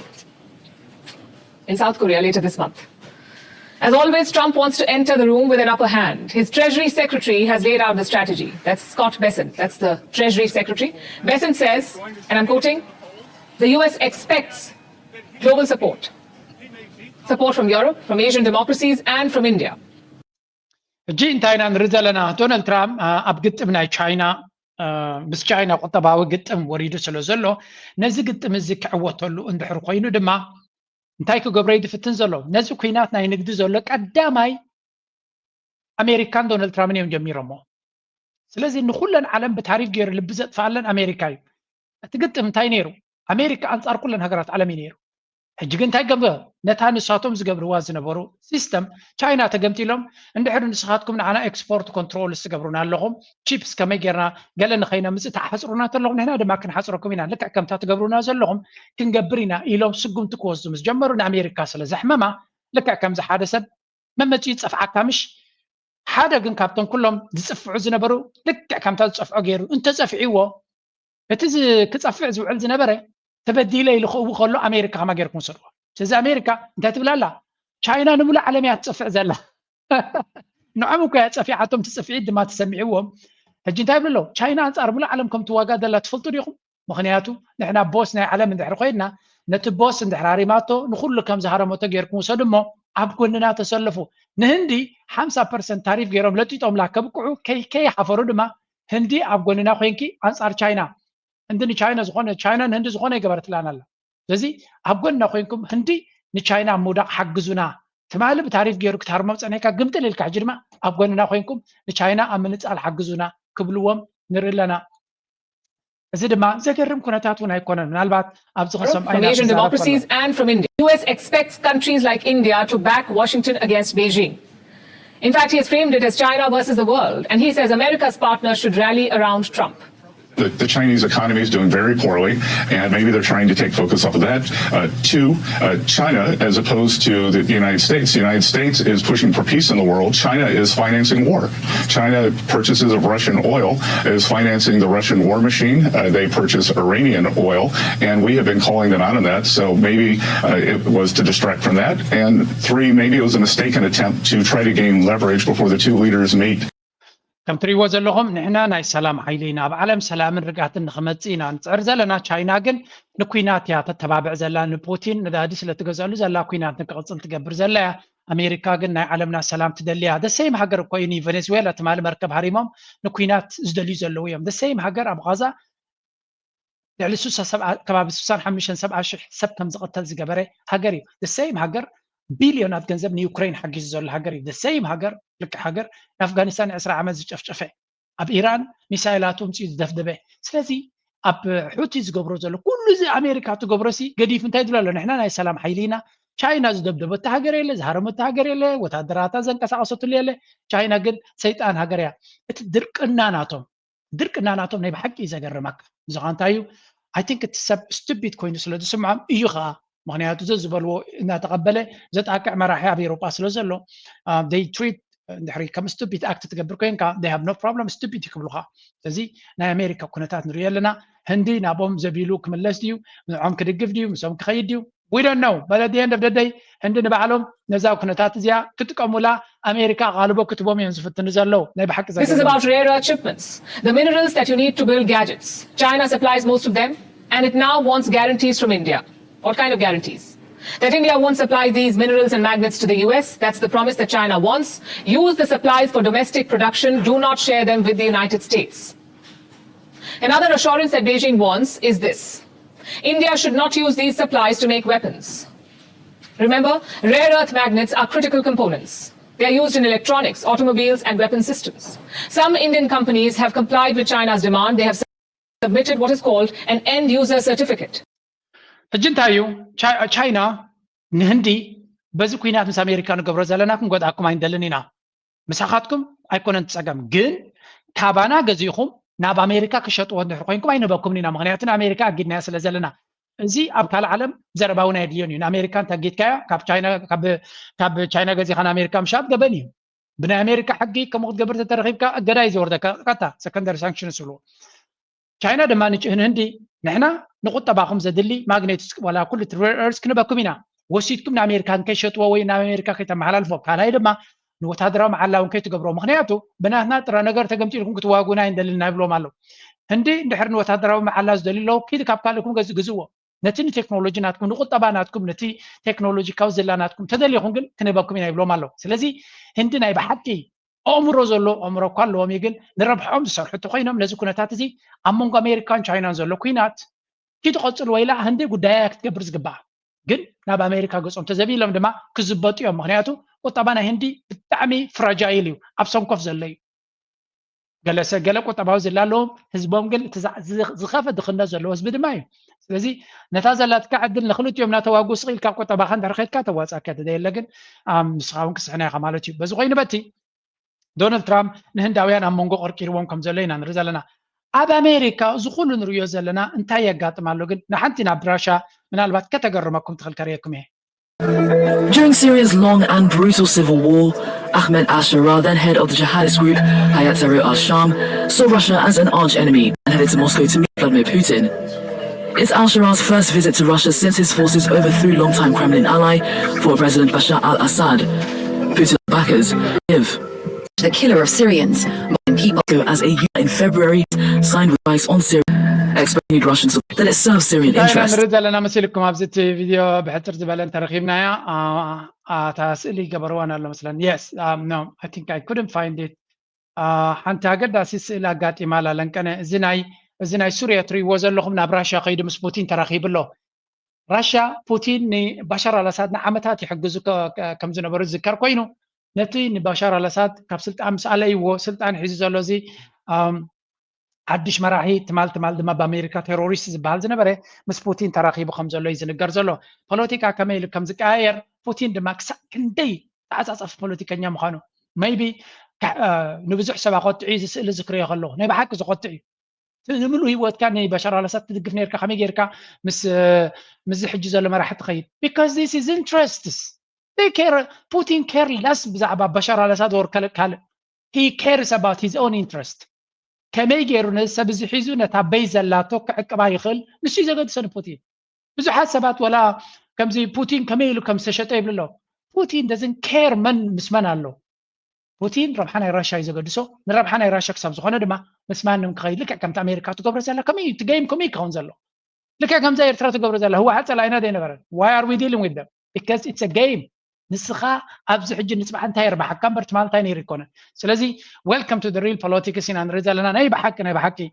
زغرميو اتنعو كاب سلطان وزورده بشار الاسد عقبه ابراشا يزلو سلازي تحدش مرات سلطان يزلو نبي يمصالو I don't know what's going to happen هجي نابكو تباكن سجرينا اب امريكا زلو كنتات مو ناخذ جنزبو راي وزيا what is happening in America. The average cost of a new car in the US has topped $50,000. That is in part down to tariffs, with experts warning of an even bigger hit on prices next year. Matt Egan is here to explain what we're seeing and how tariffs may drive up international prices too. Joining us from New York, I would not want to be in the market for a new car today. Matt, how much are tariffs to blame for this price hike then? Yeah, Christina, look, if you are in the market for a new car, you do have the mental. انت يمزبل زلو اب امريكا حدش مكينه غزز دلي افريج واغانه حداش مكينه بامريكا 50,000 حتى ل 50,000 كيدلو زغانتاي مالتيو بسنكت تعريف اب دونالد ترامب زغبرو زلو ما عاد ገንዘብ ነው ትለና ይብላሉ ህዝብ አሜሪካ ግን አብ ዋጋ ይዝኸፍል ዘሎ ሕርቁርብት ላይ አሜሪካ መኪና መግዛ ልክዕ ከምዛ በአፍሪካ ወይ በናብ ገለገል ሀገራት አፍሪካ መኪና መግዛ አብ ነገር ኮም ከውን ምክንያቱ 50,000 ከፊሉ ክገዝ ዝኽል ሰብ ኩሉ ይኮንን ሰከንድ ሃንድ ብፍላይተን ሕሱራት መኻይን ድማ ካብ ዕዳጋ ናጠፋ ይኸዳለዋ ምክንያቱ መክሰብ ስለ ዘይብለነተን نت كوربوريشن سيم زبلوا سلازي امريكا زلو سب منابرنا تكسع كندي كبيدنا خونه خيد كم زلي خاطري زي تعريف زبحال بو منصر دما تحسر ماكيناتات الكتريك كارز كاب تشاينا زفر زلو دما نخي اوتو كيلو مسلو زلو اب امريكا زلو منابرو is very very difficult نا خونه يمصالو زبس حسب دما كاب امريكا مهدام لومي كومن نا خونه يمص زلو بزحات امريكاوين كامريكا وصيوم ناب كالا عالم ناب افريكا بفلايتهم تصلمتي بزحات ناب كينيا ناب اوغندا ناب غانا ناب كالوت هاغرات افريكا ناب ساوث افريكا ناميبيا غلز خود بزحات مغنياتو منابرنا امريكا ان خبده يمص كم زلو سلازي نغر زلو سلازي واغانا يحداش ماكينا كسع كندي ان خبره يخيد كم زلو خاطري زي دما تعريف توثيق قالو كلمه منابرنا ايتا هاغر ما كبيت كونيو امريكا زلهم املاق يحقسكم املاق يغدنكم غلغل امريكاوين زبلو زلو سمعوا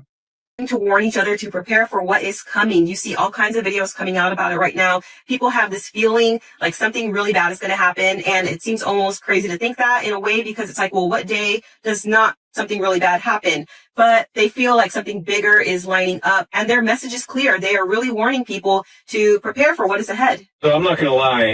Yesterday, last night, I felt completely defeated. It's like, well, what? انت تبل زلا ابزي بزحت سباتسي متنقطع يبلو امريكا مغنياتو اتمنى عبرو تكونتات بقلت فيك اير سلازلو بزح سب حدا حمق نغر يمص كم زلو يزرب نرلنا مالت ولا اب فاينانس ون بزح نغر يقاير كم زلو يم تزاربو but again this is a serious time كبيت زخونه غزينا زلنا لعلتنكا غزليو بكل مدلاوات زليو مخانيهم زنغر زلو من البات امريكا زلون كسمعوا راي Last night I felt completely defeated just because they're so open about what's happening and it's happening at such a fast rate. Now you better it's going to hit every would get you to hug here. Doing the interview process and going to 2, 3, 4 rounds of interviewing and still not getting called back. I know people that's putting in 30, 40 applications a day, and they've been doing that for over 30 days. Still not getting anything substantial called back. بعفشا سرحنا مركب كبيد منا بابرو كبيد قطبا ازي كبيد ترى سب ترى امريكا ونخنبر بالدهوتات ناتو نعبي يمصالو وصيت ناتو دما تقلالا اب سيستم زامن سبنا وحده يخيدالو اذا خانتا يزغبر زلو كابتا عد كوص زخل كوص الله ويم زبلو زلو بزحد ما يغتفو خمزلو يزنغر زلو ኣሜሪካውያን ኣብ ካፒታሊዝም ተስፋ ከም ዝቆረጹ በዚ ኻትሪ እዮም ዝብሉ ዘለዉ The mayor's office is reaching a boiling point. The latest numbers, updated from race to the WH, reveal fascinating shifts across all 5 boroughs. And the momentum looks increasingly in favor of progressive frontrunner Zohran Mamdani. Let's take you borough by borough. ሕጂ እንታይ ኢና ንርኢ ዘለና እንታይ እዮም ዝብሉ ዘለዉ ሓደ ዘገርም ምናልባት እዚ ኣብ መንጎ ትሪእዎ ዘለኹም ማምዳኒ ዝበሃል ከምዚ ኮሙኒስት እዮም ዝብልዎ ዘለዉ ኣብ ኒውዮርክ ናይ ፋይናንሻል ሃብ ናይ ዓለምና ፋይናንሻል the heart of the finance በቃ ናይ ፋይናንስ ልቢ እዮም ዝብልዎ ኒውዮርክ ኣብ ኒውዮርክ ሓደ ናይ ኮሙኒስት ወይ ከዓ ናይ ሶሻሊስት ኣተሓሳስባ ዘለዎ ክመፅእ ምኻሉ ክንዲ ምንታይ ኣሜሪካውያን ካብቲ ዲሞክራሲ ዝብልዎ ዘለዉ ተስፋ ከም ዝቆረፁ እዩ ዝንገር ዘሎ እዮም ዝብሉ ዘለዉ ኣብ መወዳእታ ድማ ህዝቢ ከምኡ እዩ ዝገብር ክንዲ ምንታይ ካፒታሊዝም ፅቡቅ ኢልካ ትእምኖ ኣለኻ መናብሮ ናቱ ካብ ግዜ ናብ ግዜ ናብ ቆልቆሎ እንተኸይዱ they are going to deal ናብቲ ዘገድሶም ሰብ እዮም ክኸዱ ስለዚ ካብ ግዜ ናብ ግዜ እዚ ማምዳኒ ዝበሃል እናዓበየ ከይድ ከም ዘሎ ዳርጋ ኣብ ኩለን እተን ቦታታት ከም ትሪእዎ ዘለኹም ናቱ ዶሚኔሽን ይረአ ኣሎ ዳርጋ ኣብ ኩለን እተን 5 ክፋላት ናይ ኒውዮርክ ዝበሃላ ኣብ ኩላተን መርሕነት ተቐቢሉ ከም ዘሎ እዩ ዝንገር ዘሎ at the end of the day እዚ እንተተዓዊቱ እንታይ ክገብር ከም ዝኽእል ኣብ ስምዕዎ Individuals in this city pay more than 50% of their income in taxes. When you talk about a fair share, how much more than that? What is the fair share? What's the number? I've said that we should increase personal income taxes by 2%. Is fair? And my point is this: give up more than half of your income. That's if you're making $1 million in New York City or more than that, you can afford to pay 2% more. And the reasons you can afford to do so is because that money will be used to better your quality of life as well. Yeah. Because when I speak to the wealthiest New Yorkers, I hear concerns about the cleanliness of the city, the quality of life in the city, questions of public safety. This money is the money that will be used to deliver on those things, so that we can ensure that we have a return on investment for all of the money that we are raising and spending right here. So እንታይ እዮም ዝብሉ ዘለዉ 50 ሚታዊት ሰባት ታክስ ከም ዝኸፍሉ ዘለዉ እያ ትነግር ዘላ መንግስቲ ናይታ ከተማ 50 ሚታዊት ናይ ነፍሲ ወከፍ ታክስ ዝኸፍል ዘሎ ወሲድካ መነባብሮ ክትዕሪ እንተደይክኢልካ ተወሳኺ 2% ወሲድካ ክዕርየ ምባል ዝመስል ኣይ ክኸውን ዝኽእል ኣይኮነን ግን ሰባት ተስፋ እናቆረፁ ምስከዱ መንግስቲ ከትሕኖም ዝኽእል እዩ ዝመስሎ መንግስቲ ግን ኣየትሕኒ መንግስቲ ብመሰረቱ ብልሽውና እናወሰኸ ክኸይድ ከሎ እምበር 50 ሚታዊት ታክስ ወስድ እንተሎ ዳ ብገይሩ ክዕሪ ዘይክእል ኣጠቓቕማ ናይ ገንዘቡ ክቕይር ዝግብኦ ነይሩ but again people are really ተስፋ ስለ ዝቆርፅ ዘሎ ካብቲ ሲስተም ገለገለ ከም ዘውፅዎ ዘለዉ 87% ደገፍ ነዚ ተዋሂብሎ እንታይ ኢሉ ኣሎ ስለምንታይ ህዝቢ ዘይርዕድ ዘሎ ከምዚ ዓይነት ኮሙኒስት ናብ ኣሜሪካ እናመፀ ዝብሉ ብዙሓት ይርኢ ኣለዉ ግን እቶም ሰባት ድማ ተስፋ ስለ ዝቆረፁ ካብቲ ኩነታት እቲ ካፒታሊዝም ዝበሃል ዕድል ስለ ዘይገደፈሎም እዚ ንሪኦ ዘለና ውፅኢት ይመፅእ ኣሎ ኣሜሪካ እንታይ ክትከውን እያ መወዳእታ ወል ንኣሜሪካውያን ዝምልከት ኮይኑ ሓንቲ ቪድዮ ንኣፍሪካ ትምልከት ክበኩም እየ ብሃገርና ክንውዲ ኢና ነዚ ሕጂ ዘሎ ኩነታት ምክንያቱ ኣብ ኩሉ ካቨር ክንገብሮ ስለ ዘይንኽእል Pay attention. I gave ChatGPT the following prompt. Pretend you are the devil. What psychological, financial, and bureaucratic tricks would you use to keep the Black diaspora living in the West from relocating and investing in Africa? And for what ultimate purpose would you enforce these tricks? And here is the response. እንታይ ኢላ ሓቲታቶ እዚኣ ጓል ቻትጂፒቲ ሎሚ ብዙሕ ምስጢር ክትፈልጥ ተደሊኻ ንኣርቲፊሻል ኢንተሊጀንስ ኢኻ ትሓትት ንኣፍሪካውያን ኣብ ደገ ዘሎ ኣብ ዲያስፖራ ዘለዉ ሲ ካብ ዲያስፖራ መፂኦም ናብ ኣፍሪካ ንኸይሰርሑ ኢንቨስት ከይገብሩ ከየማዕብሉ ኣብቲ ዘለዎ ጥራይ ንኽነብሩ እንተደሊኻዮም ሲ እንታይ ዓይነት ሽጣራታት ወይ እውን ብልሒ ክትጥቀም ትኽእል ኢላ ነቲ ቻትጂፒቲ ምስ ሓተተቶ እንታይ ኢሉ መሊስላ If I were the devil, I would weave my tricks not with fire and brimstone, but with chains that cannot be seen. Here is how I would keep the Black diaspora trapped in the West, away from Africa. Psychological tricks. I would whisper doubts into their minds, teaching them that Africa is dangerous, chaotic, and hopeless. I would feed them endless images of poverty, war, and instability, never showing the innovation, beauty, or resilience. I would glorify the comfort of the West, convincing them that leaving behind their jobs, their security, their pensions would be reckless. I would make them fear failure, ridicule, and the judgment of their families, above all. እንታይ እዮም ዝብሉ ዘለዉ ብሓፈሻ እቲ ኮመን ልንሰምዖ ነገር እዩ እንታይ እዮም ዝብሉ ዘለዉ እቲ ኣርቲፊሻል ኢንተሊጀንስ ብዛዕባ ኣፍሪካ ሕማቕ ጥራይ መሃብክዎም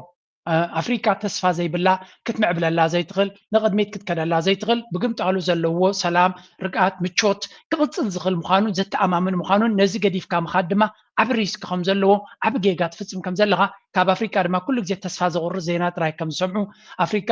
هيوتكا كتهنصلا تخل معبالة كتمصلا تخل صبو نجر زلوا كم زي كونت جيرة ما أمنكوهم النابلي زنقروم زلوا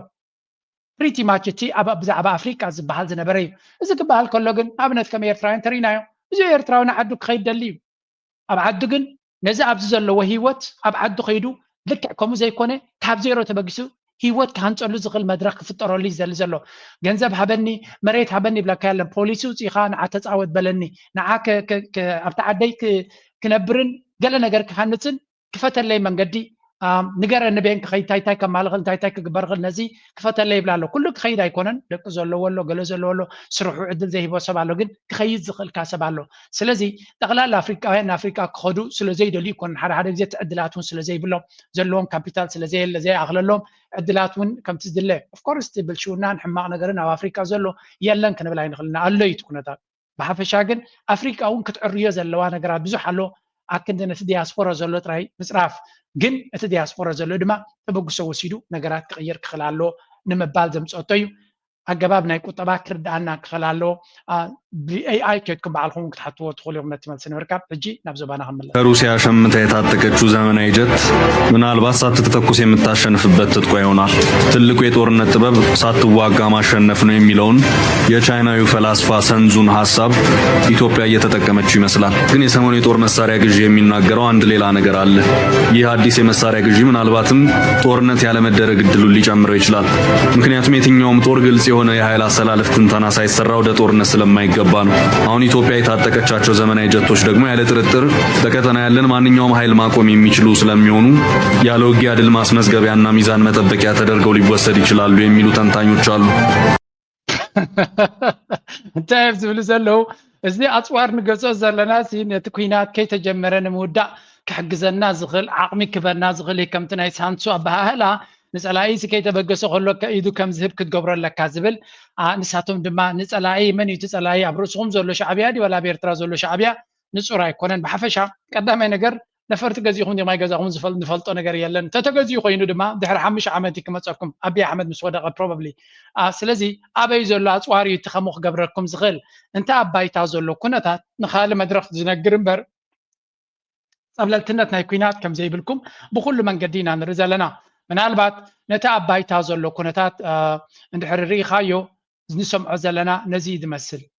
لم يعجزازو عند كفلة طور سراويت كبابا فتصمو تجارس كم نجناين درس وجيان لنبرنا كباباون ما بتعتصاچون مكتو مملساچون የሚገልጽ መረጃም እየሰማን ነው እንግዲህ ስለዚህ ተጨማሪ ነገር ካለ ልትነግረን ትችላለህ እንደዚህ አይነት ወርቀ ሰላም በሌሎች አካባቢዎች ሸዋም ወሎም ይጠበቃልና እሱ ሂደትስ ምን ይመስላል ምናልባት እንደተጀመረ መረጃዎችን እንሰማለን እንደዚህ አንድ ቀን የነዚህም ቀጠናዎች እርቀ ሰላም ወርዶ ለአማራ ህዝብ መልካም ዜናም እንደምታሰሙ ተስፋ አደርጋለሁ እንደው ከዚህ አንፃር የምትለው ነገር ካለ ከምሩ የዘለና እትፋኖ ዝባሃል በሁሉ መንገዲ ካብ ጊዜና ኣብ ጊዜ አገባብ ወግናቱ ከምድማ ሜላ ናይ ኩናት ናቱ ናቀየረ ይኸይድ ስለዘሎ ናአብ ድማ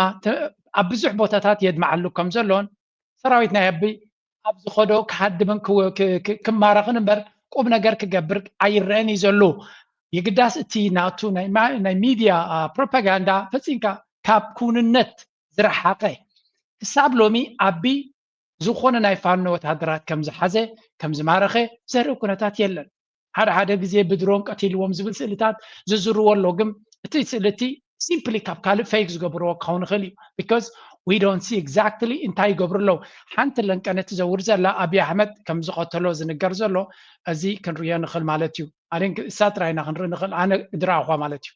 አምስተኛ ክፍለ ጦር አባሪ ነበረችና በአረንዛው ዳሞት የልዩ ኮማንዶ ስልጠና ወስዳ በዚህ ብርጌድ ላይ ከፍተኛ የሴትነት ተግባር ስትፈጽም የጀግንነት ተግባር ስትፈጽም የነበረች ወጣት ነች እሁድ ከጓደኞቿ ጋር በማና ውስጥ ጉልት በተባለው አካባቢ የቅኝት ስራ በመስራት ላይ ያለች በድንገት ከጠላት ጋር ፊት ለፊት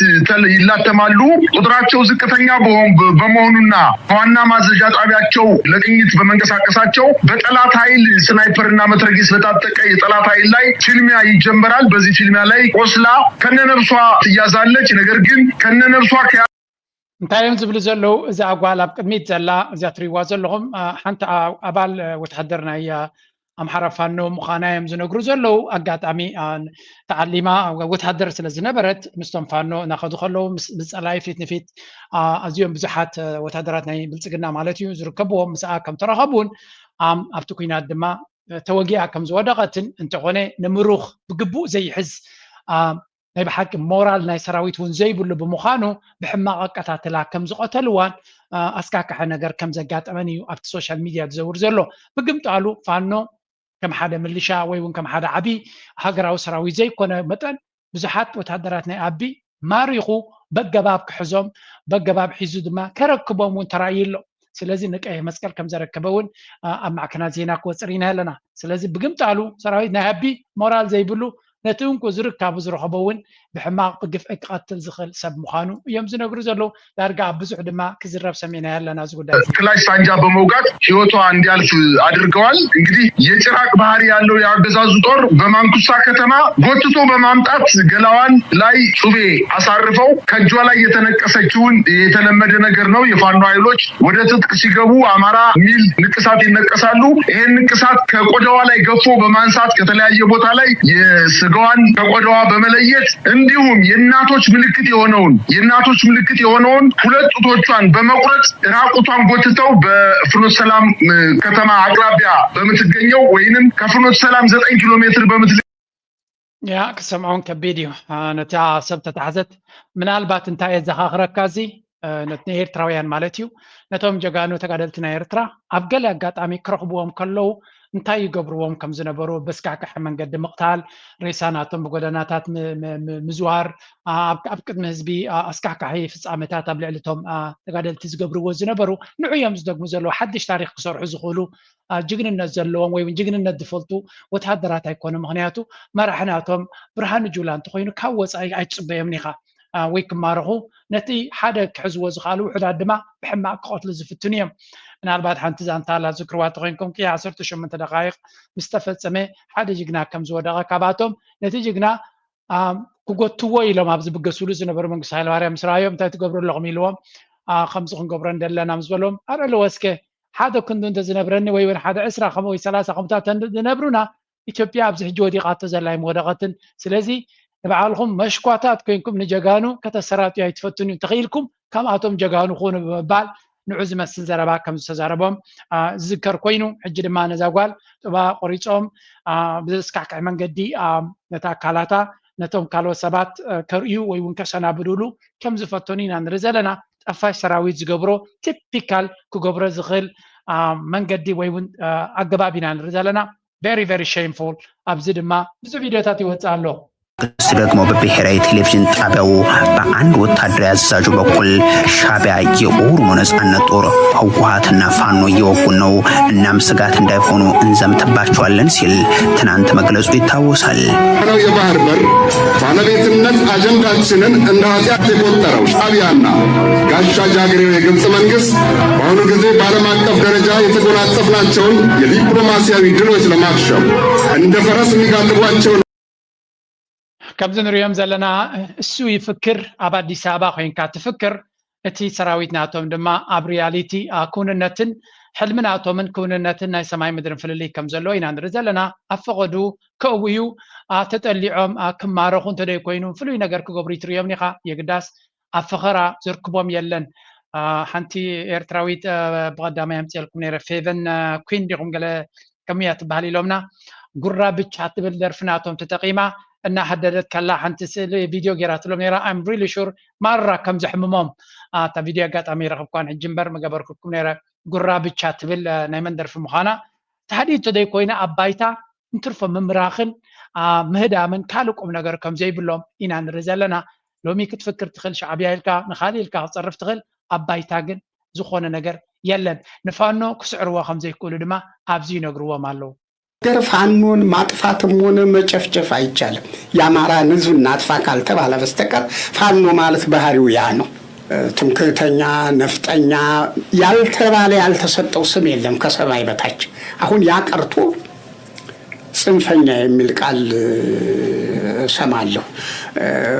ሳይም እንደው እነማን ናቸው እነዚህ ጽንፈኛ? ግብዳ ሰው ወይም ትልቅ ፈልጋሉ ሳይ ጋዜጠኞችና እነዚህ አንዳንድ ሐሳባቸውን የሚገልጹ ናቸው። ፋኖ ማለት ምን ማለት ነው የሚለውን ማብራራት የግድ ይላል። ፋኖ ማለት ፋነነ ከሚለው ግስ የመጣ አሻፈረኝ፣ በቃኝ፣ አይሆንልኝም፣ አልገዛም፣ ጫና በዛብኝ ነው። ሌላ ምንም ትርጉም አሰጠው። ይሄ ነው ትርጉሙ የፋኖ እጂ በሐፈሻ እንታይም ዝብሉ ዘለው አብይ አሕመድ is very difficult ነዚ ፋኖ ዝበሃል ናይ ብልጽግና ሰራዊት መጽን ፋኖ ንክስዕር ከቢድ ምዃኑ ከቢድ እዩ ዝብሎም ዘሎ ብሕፅር ዝበለ ፋኖ ኣይግዛእን እምቢ ዝበለ ህዝቢ ዝጥቀመሉ ቃል ወይ እውን እቲ ኣምሓራ ዝበሃል ጭቆናን ምረትን ወይ ካ መሰለይን ረብሓይን ኩሉ ስለ ተጋሰ ክቃለስ ኣለኒ ካብ ዝብል መንፈስ ዝብገስ እዩ እቲ ንፋኖ ፍሉይ ዝገብሮ ድማ ኣብ ገዝኡ ኮይኑ ይዋጋእ ስለ ዘሎ ማንም ህዝቢ ኣብ መሬቱን ኣብ ርስቱን መፂኻ ክትብድሎ ወይ እውን ረብሓታቱ ንክትኣልየሉ እትዋጎ እንተለካ ከቢድ እዩ it's very difficult ሓደ ህዝቢ ኣጀንዳ ናቱ ረብሓ ናቱ ንርስቱን ንመሬቱን ይቃለስ ዘሎ ክስዕሮ ከቢድ እዩ ምናልባት ንግዚኡ ካብቲ ቦታታት ከተንቀሳቀሶ ትኽእል ኢኻ ክስዕሮ ግን ኣይትኽእልን ኢኻ ምክንያቱ ዕላማ እዩ ንቃልሲ ዝሕይሎ ዕላማ ናቱ ንጹር ናብ ኤርትራ ከይዱ ክዋጋ ኢሉ ዝመፅእ ኦሮሞ ዲዋላ ሲዳማ ዲዋላ ገለ ካልእ ተክገብር ይመፅእ ዘሎ ብግምጣ ኣብ ኤርትራ ዘሎ እንታይ እዩ መሬተይ ዝብል እዩ መሬተይ ርስተይ ዝብል እዩ ነታ መሬቱ ፅቡቅ ገይሩ ዝፈልጣ እታ መሬቱ ትፈልጣ እያ ስለዚ ከምዚ ዓይነት ኩናት ከቢድ እዩ ፋኖ ድማ ኣብ ገዝኡን ኣብ ዓዱን ኣብ ርስቱን እዩ ዝዋጋ ዘሎ ካብ ካልእ ዝመፅእ ወላ ሓንቲ ክገብሮ ኣይክእልን እዩ ምናልባት ግዜ ከባኽን ይኽእል ፀጋታት ከባኽን ይኽእል ንሃገር ክዕኑ ይኽእል ህዝቢ ክቐትል ይኽእል ካልእ ሽግራት ክፈጥር ይኽእል ኣብ መወዳእታ ግን ስዕረት ናይ ግድን እዩ ምናልባት ብዛዕባ እቲ ስዕረታት ናቶም ለንቀነ ኣወል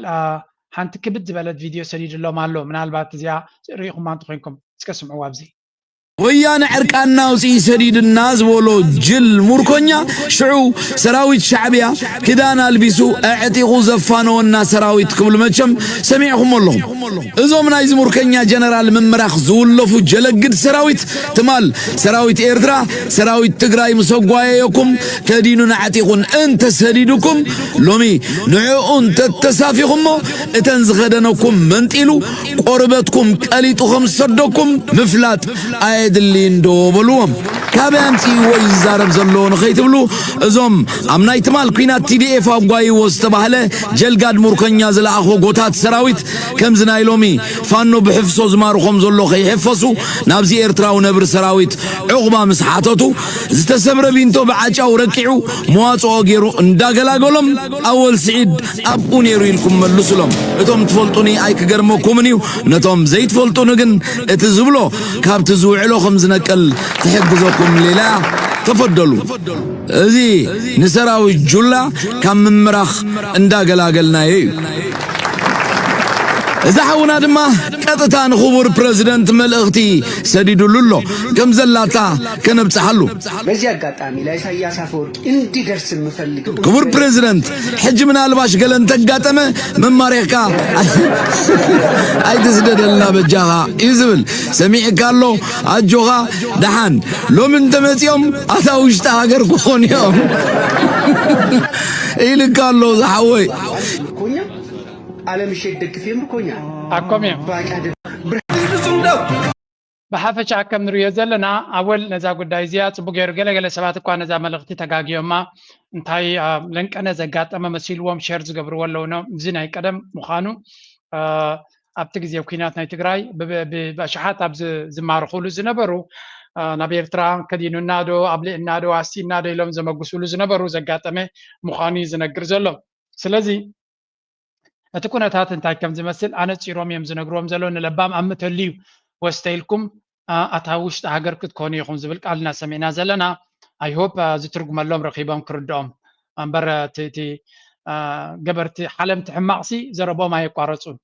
ችነት የሚፈታ ችግር የለም ኢሳያስ የሚመራው የኤርትራ መንግስት አቋም የታወቀ ነው በሰላማዊ ፖለቲካዊ ዲፕሎማቲካዊ በሆነ መንገድ የባህር በር ለኢትዮጵያ የማግኘቱ ጉዳይ በጣም አጠራጣሪ ከም ትሪእዎ ዘለኹም ነዚ ኮለል ከብልሎ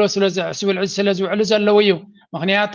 ኣይ ቲንክ እቲ ሓደ ካብቲ ንኣቢ ንምድሓን ተጠቂሞምሉ ዘለዉ ንኣጀንዳ እዚ ሰብ እዚ እዩ እዚ ቪድዮ እዚ ድማ ብዙሕ ግዜ ኮለል ስለ ዝብል ካብ ተፈላለዩ እቶም ቲም ናተይ ካብኡ ስለሰድብለይ ዘለዎ ደጋጊመ ደምፃልኩም ዘለዎ ቢካዝ ሓደ ካብቲ ብብዝሒ ሸር ትገብርዎ እንተሪኢኻ ናይዚ ዘረባ እዩ ክንዲ ምንታይ ፈረስ ክኾኖም ኢሎም ከም ዝሓስቡ እዚ ድማ نيرترا أبتفلالي كنتات نيرترا نمسيتان قصر حادة تسلاف زنبري وابزون سمعوه كل جزء the same. The main support of mechanized forces is from Eritrean forces. The Eritreans have relatively more mechanized units, more tanks and more artillery. They have a huge arsenal of ammunition. They don't have any problem because they have taken a lot from the Ethiopian army and they are being replenished continuously from Addis Ababa. Logistical support is from Eritrea. Aerial support, we have to confirm yet, but زي أبتك زي كويناتنا تقرأي زجبر زنا بري كوينت سمعنا أنا بحفشة سراويتنا إيرترا بزحات وارات كابنا يبلتقنا مخازينو تاتن كابنا إثيوبيا سراويتن كم زوصدو قبل اليوم لما أبي أحمد بزح أسوار يبون كم زنا بري سلازنا تكوينات زيادة كاب أبتك زي كوينات جميري سرا إيرترا تزارب نيرو لتا مونغو خينو زلو سبات تاريخ مون بعلتي تيبورناجي زبالو تجاشوا زبالا بزحالفونا بتناي سنة فورين ريليشنز نا أفريقيا كزارب كله إيرترا سراويتنا إيرترا معرف تقرأي هلو نابل دحسو زنا بري نساتهم من عتاتهم يابديت زبزلو بقمت على كل جزء نيرترا نمسيتان قدام يتسلافي سيطان كابسات كان ناب سيطان كتب له زقرب سبيب including drone support is coming from Asmara, from Eritrea. Command both as a strategic and operational level is mainly vested on Eritrean generals. So the main architect and implementer of this war is Eritrean government. የኢትዮጵያ መንግስት እንደ መንግስት እስኪፈቅድ ድረስ ማንኛውም የኢትዮ ኤርትራ ድንበር መዘጋቱን ይፋ ማድረግ አለበት። ከዚህ በኋላ ድንበሮቹ የኢትዮ ኤርትራ ድንበሮች ተዘግተዋል። በዛ በተዘጋበት ሁኔታ የምትንቀሳቀሱ አካላት ኃላፊነት ትወስዳላችሁ። በሌሊትም በቀንም ህግ የማስከበር ስራ እንሰራለን፣ እርምጃ እንወስዳለን። አሁን ቴክኖሎጂውን ስላለ كم تري وزلهم صمدو لبوزت فعلو دوب كعصلو ወይ ዝብል ዘሎ ዶብ ምዕጣው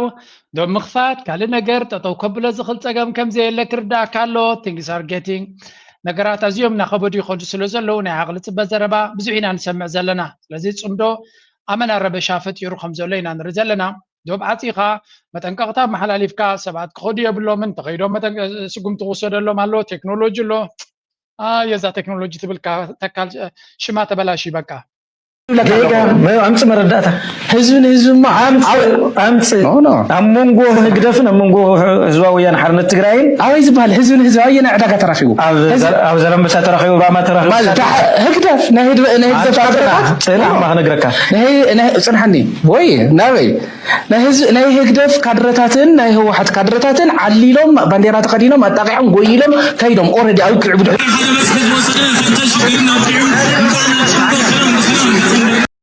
قرم قيرم بعمليسهم لندحرنا يقدفنا هي كندزز عقل كادرتات ندحر لهم كوينه هو حتى نقدفنا مو then you have a bigger problem كالز عبيت سقم يزلكم مخنياتو كندزز عقل نا يقدفنا هو حتى كادر ندحر له كوينه مزيك تقدموا ناي تخيلنيها مخنياتو بين خاطريفك خمسة لها كرداكا خلالو كنتات ناي تقراي ازيو كبيد الناخوني خيدالو يقداس تقارو تقامم نمفتح نتازلاتهم عدل تقامم نمفتح كندزو تقاملو نحشوية كتقاملو زمرتو وحدات هيكونون ኤርትራን ትግራይን ዘሎ ርክብ አንቱ ክትገልጽ ከለኻ መንጎ ክልቲኡ ህዝቢ ዘሎ ክልቲኡ ዓዲ ዝነብር ዘሎ ትግራይ ርክብ ተሓሒዝካ ብደም ተኣሳሰረት ዝቐረበ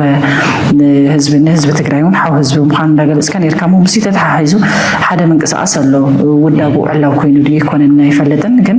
ኣብ ወፃኢ እውን ዝነብሩ ብርክት ዝበሉ ኣባላት ካብ ትግራይ እውን ካብ ኤርትራ እውን ዘለውሉ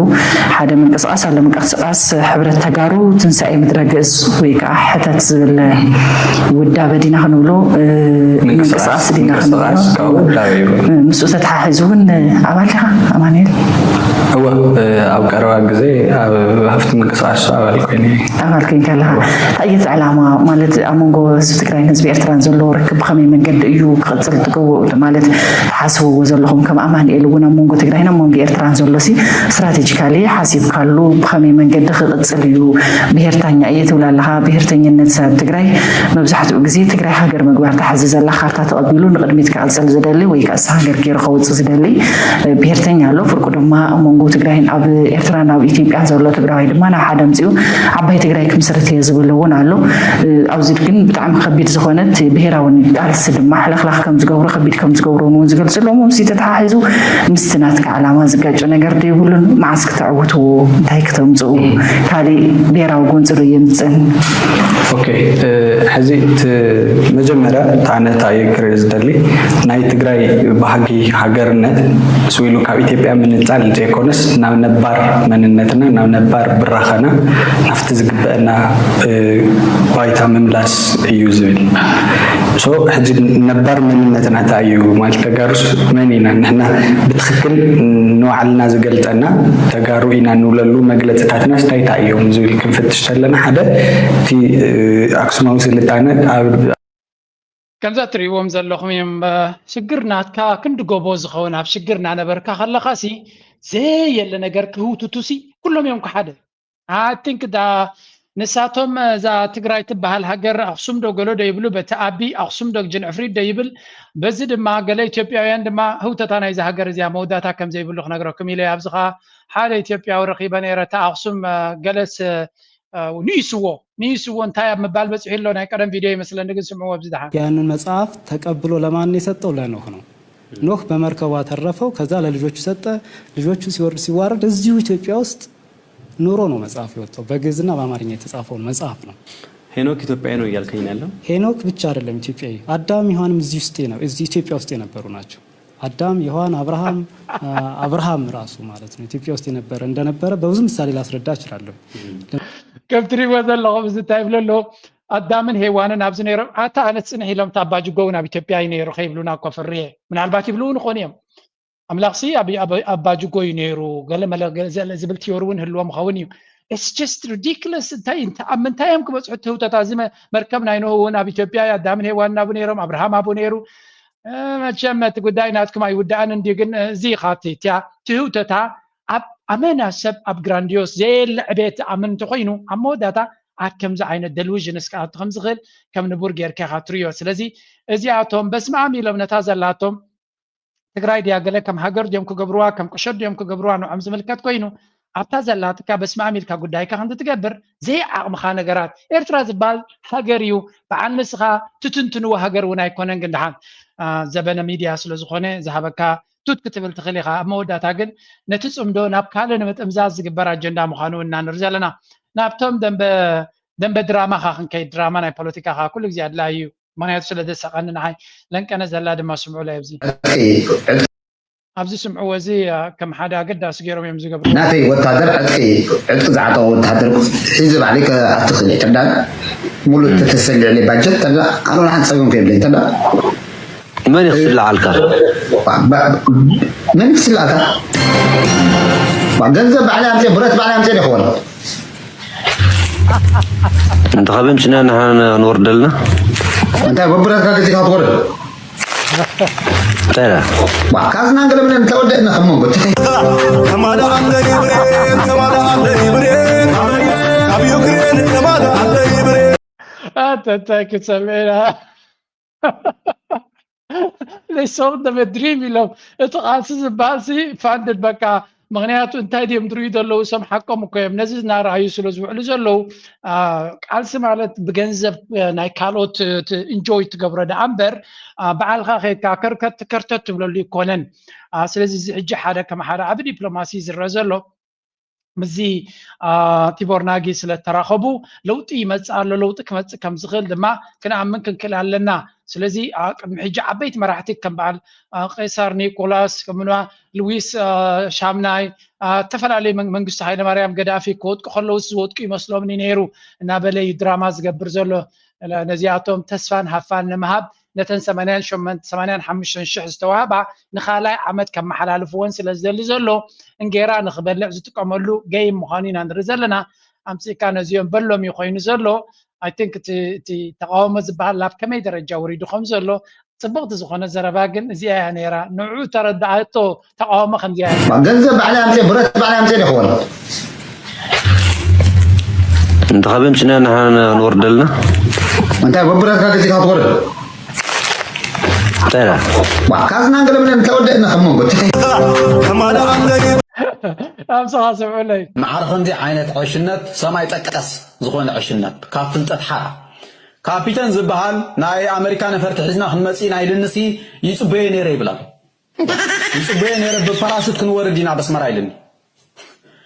أماي كلام ترى مدري إرتراز وكل سراويت ندلحك قريب كاسي بباراشوت أسمر أخن ورد عند مريم تساليم كات مالس خدملس لير مدك كاتدرال عند مريم ومسجد تساليم كا ختملس دينيرو تمدبك سراويت بدحرت قريب كا بباراشوت أسمر أخن علمنا ما سنت مالك ده حتى كابيتان سنا فارق حزق متسيب لأن نيرو أميني نير حد يقول مني بعدمو خاب يوكرين تمال على برين مسبله انسسا مخانصب كله فلطي راح تقطمي ود تا برين رين تبل تود علاتا يوكرين كا رين تبل تود علاتا كابو تمال علي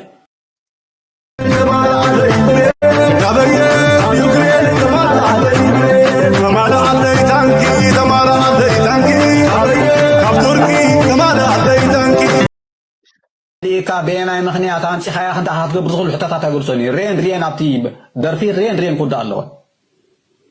تانكي خاب تركي كي سلازودا مالك كي تودت يا كي تانكي خاب تركي بجمل دين فتاتيحكم صوال امتى درون كاب جرمن سلازودا درون تمالالي كاب جرمن عيبا سنبس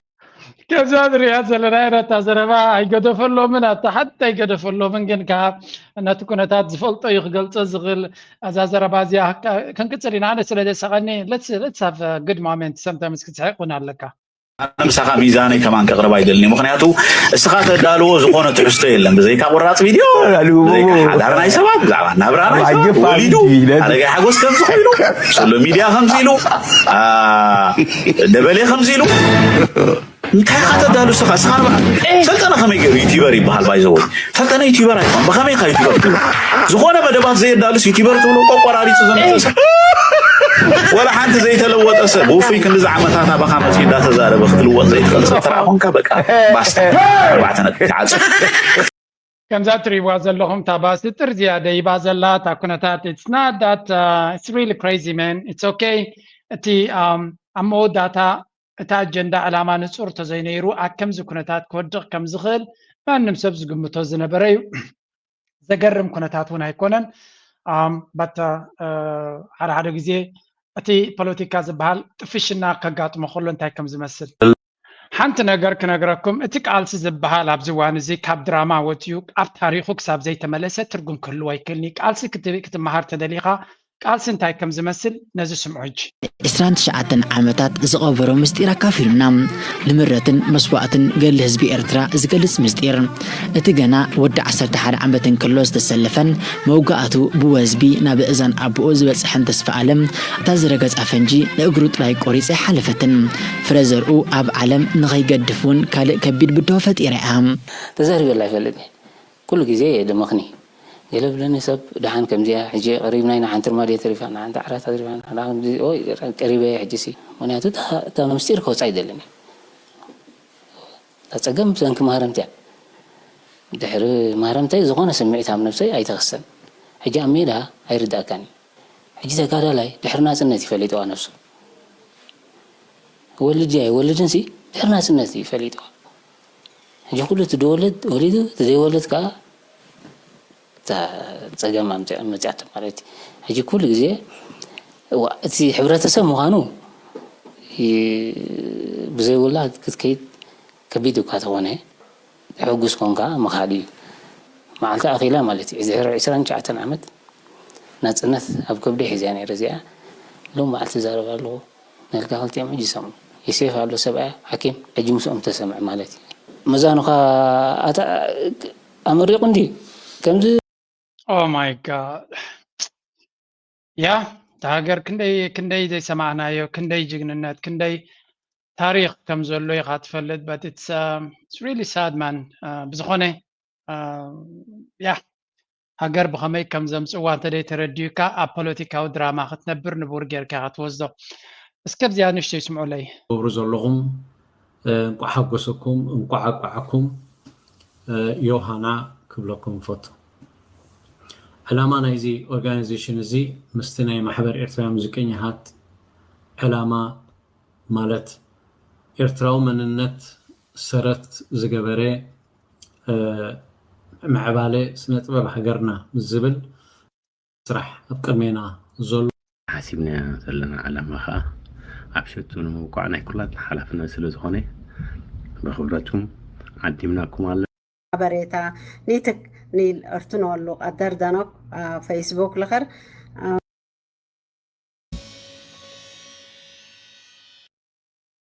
استديوهات على استديو كنت خنعمو حضراني كمون على سياتل كمزا تريوا زلهم محبر ناي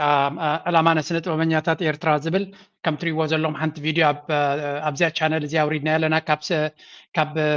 artists for eritrea زبل organization بزح اقدس علامات زلوا محبر هذا عبي ايفنت كغبريا بامريكا لعلو كله توم امريكا كتساتفوا تقولوا حضرهم كيتكم تساتفوا مغنياتو الامانه يز محبر حدا بمنجست استماخليو كالاي دما اب دغن زلو سنه طبنياتات ديكونه قند علامو اوشت عدن زلو كم محبر تطبب اورجنايزد بزخونه مس عالم كودادر زخل درجه نكحز كغبرو زصعرو زلو يم سلازي ابتا فيديو زياون اب كومنت سكشن كغتفلكم نبينا ذا فيديو دما اب يوتيوب ناتيجر يالو كيتكم رايوا بليز دغفوهم كل زبلو زلو اب جدرارالاتكم كم زاتري وازلهم يا تمثل ابو خيتكم ابتا تحت تاريخهم ابزا قدامي كومنت علاتكم تاتبل نت محبر كتحجزوا اباك تحجزوا تدليكم ابالاتكم تا لينك نايت محبر لينك لا ابا حجزوا